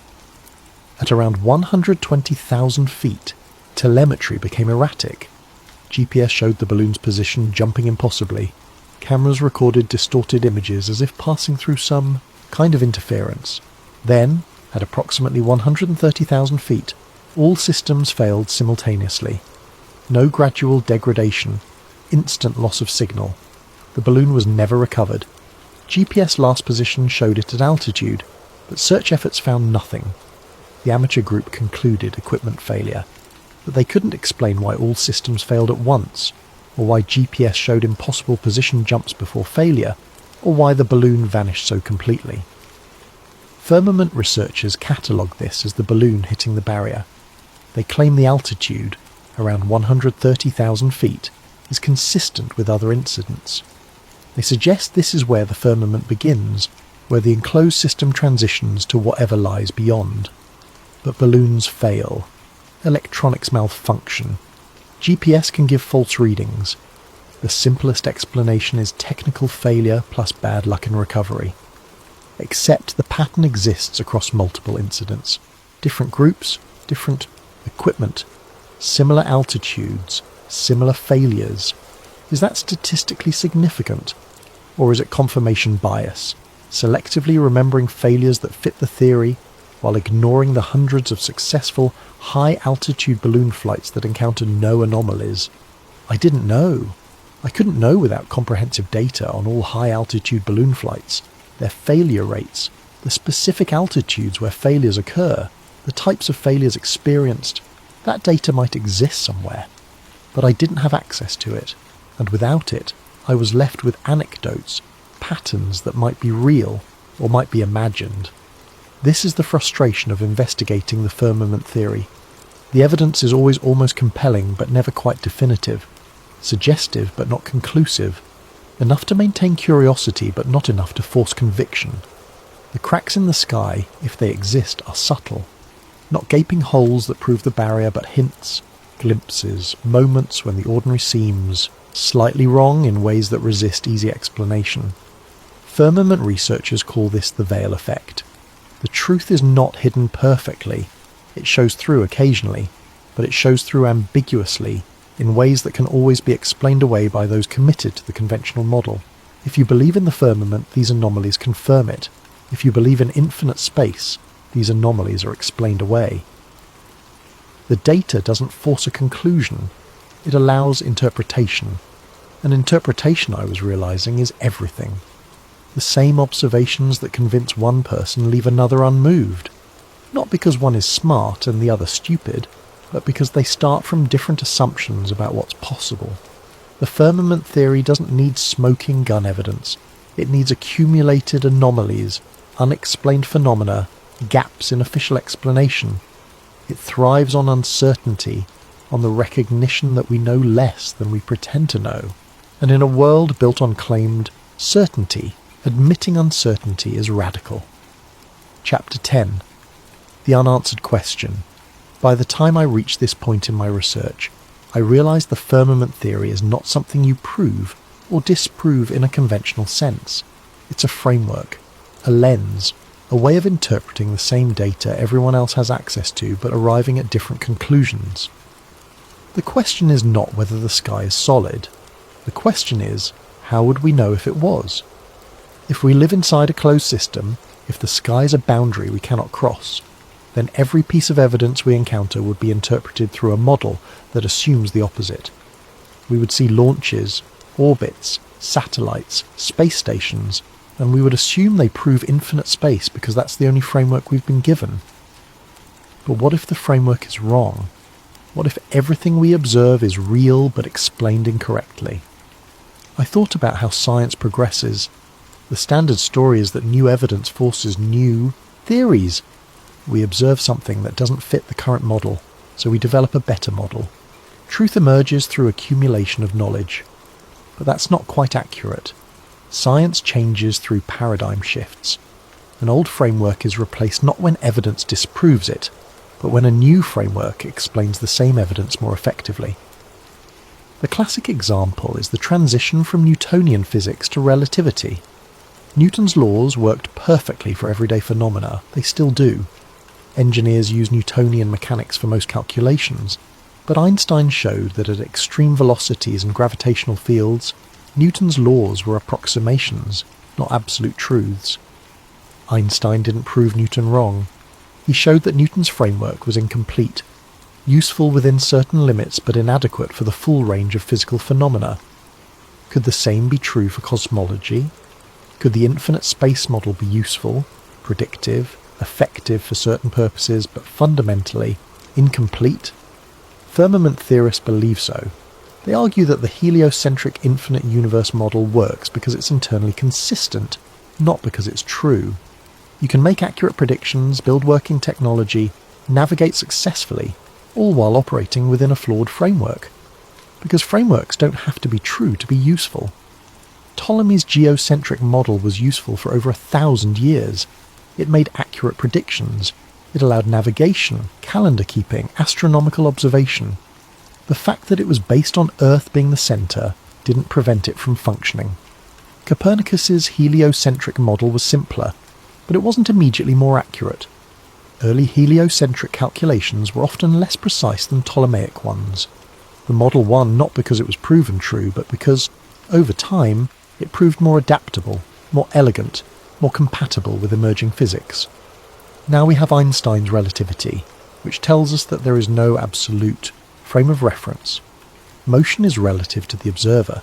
You can describe the universe from a geocentric perspective or a heliocentric perspective, and both are mathematically valid. This is mind-bending. It means that, in a sense, the ancient geocentric model was not wrong. It was one valid description among many. Firmament theorists seize on this. If motion is relative, if there's no absolute frame of reference, then claiming Earth orbits the Sun is no more true than claiming the Sun orbits Earth. Both are valid perspectives. Both can be used to calculate planetary positions. The choice between them is not empirical, it's practical. We choose the heliocentric model because it makes the math simpler, not because it's objectively true, and if that choice is practical rather than true, then other choices are possible, other frameworks, other cosmologies. The firmament model is one such alternative. It takes the same observations, planetary motion, the appearance of the sky, the behaviour of light and gravity, and interprets them through a framework of enclosed Earth rather than infinite space. Does it work as well as the standard model? For some purposes, yes. For others, no. It requires different mathematics, different assumptions, different explanations for various phenomena. But so did heliocentrism when it first challenged geocentrism. So did relativity when it challenged Newton. New frameworks are always awkward at first. They must be developed, refined, tested against accumulated observations. The firmament model has not undergone that rigorous development. It exists mostly at the margins, among independent researchers without institutional support. It has no funding, no laboratories, no peer review process. Is that because it's wrong? Or because it's unacceptable? I started to wonder, what would it take to actually test the firmament hypothesis rigorously? You would need independent access to high altitudes, the ability to launch your own rockets or balloons equipped with instruments designed to detect boundaries rather than assuming infinite space. You would need access to raw satellite data, unprocessed, with full metadata. The ability to verify that images from space are what they claim to be rather than composites or reconstructions. You would need permission to explore Antarctica independently, without restrictions, to circumnavigate it in ways that would definitively confirm or deny its shape. You would need the ability to repeat historical experiments like measuring Earth's curvature or testing for rotation, with modern equipment transparently, with results that can't be dismissed as error or misinterpretation. All of this is theoretically possible, but practically, nearly impossible without institutional backing, and institutions are committed to the current model. They have no incentive to test alternatives that threaten foundational assumptions. This is the epistemological trap. The people with resources to test the firmament hypothesis rigorously are the same people who would lose credibility if it were proven true. The people motivated to test it lack the resources, so the hypothesis remains untested, not disproven but not verified, existing in a liminal space between rejected idea and genuine alternative. Firmament theorists argue this is intentional. The system protects itself not through active suppression, but through structural barriers. Make independent verification prohibitively expensive, restrict access to necessary locations, classify alternative frameworks as fringe before they can be seriously examined. Is this conspiracy, or is it simply how institutions function? They conserve what works, they resist change, they defend their paradigms not from malice but from investment, intellectual, professional, financial. Thomas Kuhn called this normal science. The day-to-day work of science happens within accepted paradigms. Revolutionary challenges to those paradigms are rare and resisted until the accumulated anomalies become overwhelming. Have the anomalies around cosmology become overwhelming? Firmament theorists believe so. They point to dark matter and dark energy, mysterious substances invented to make observations fit the model.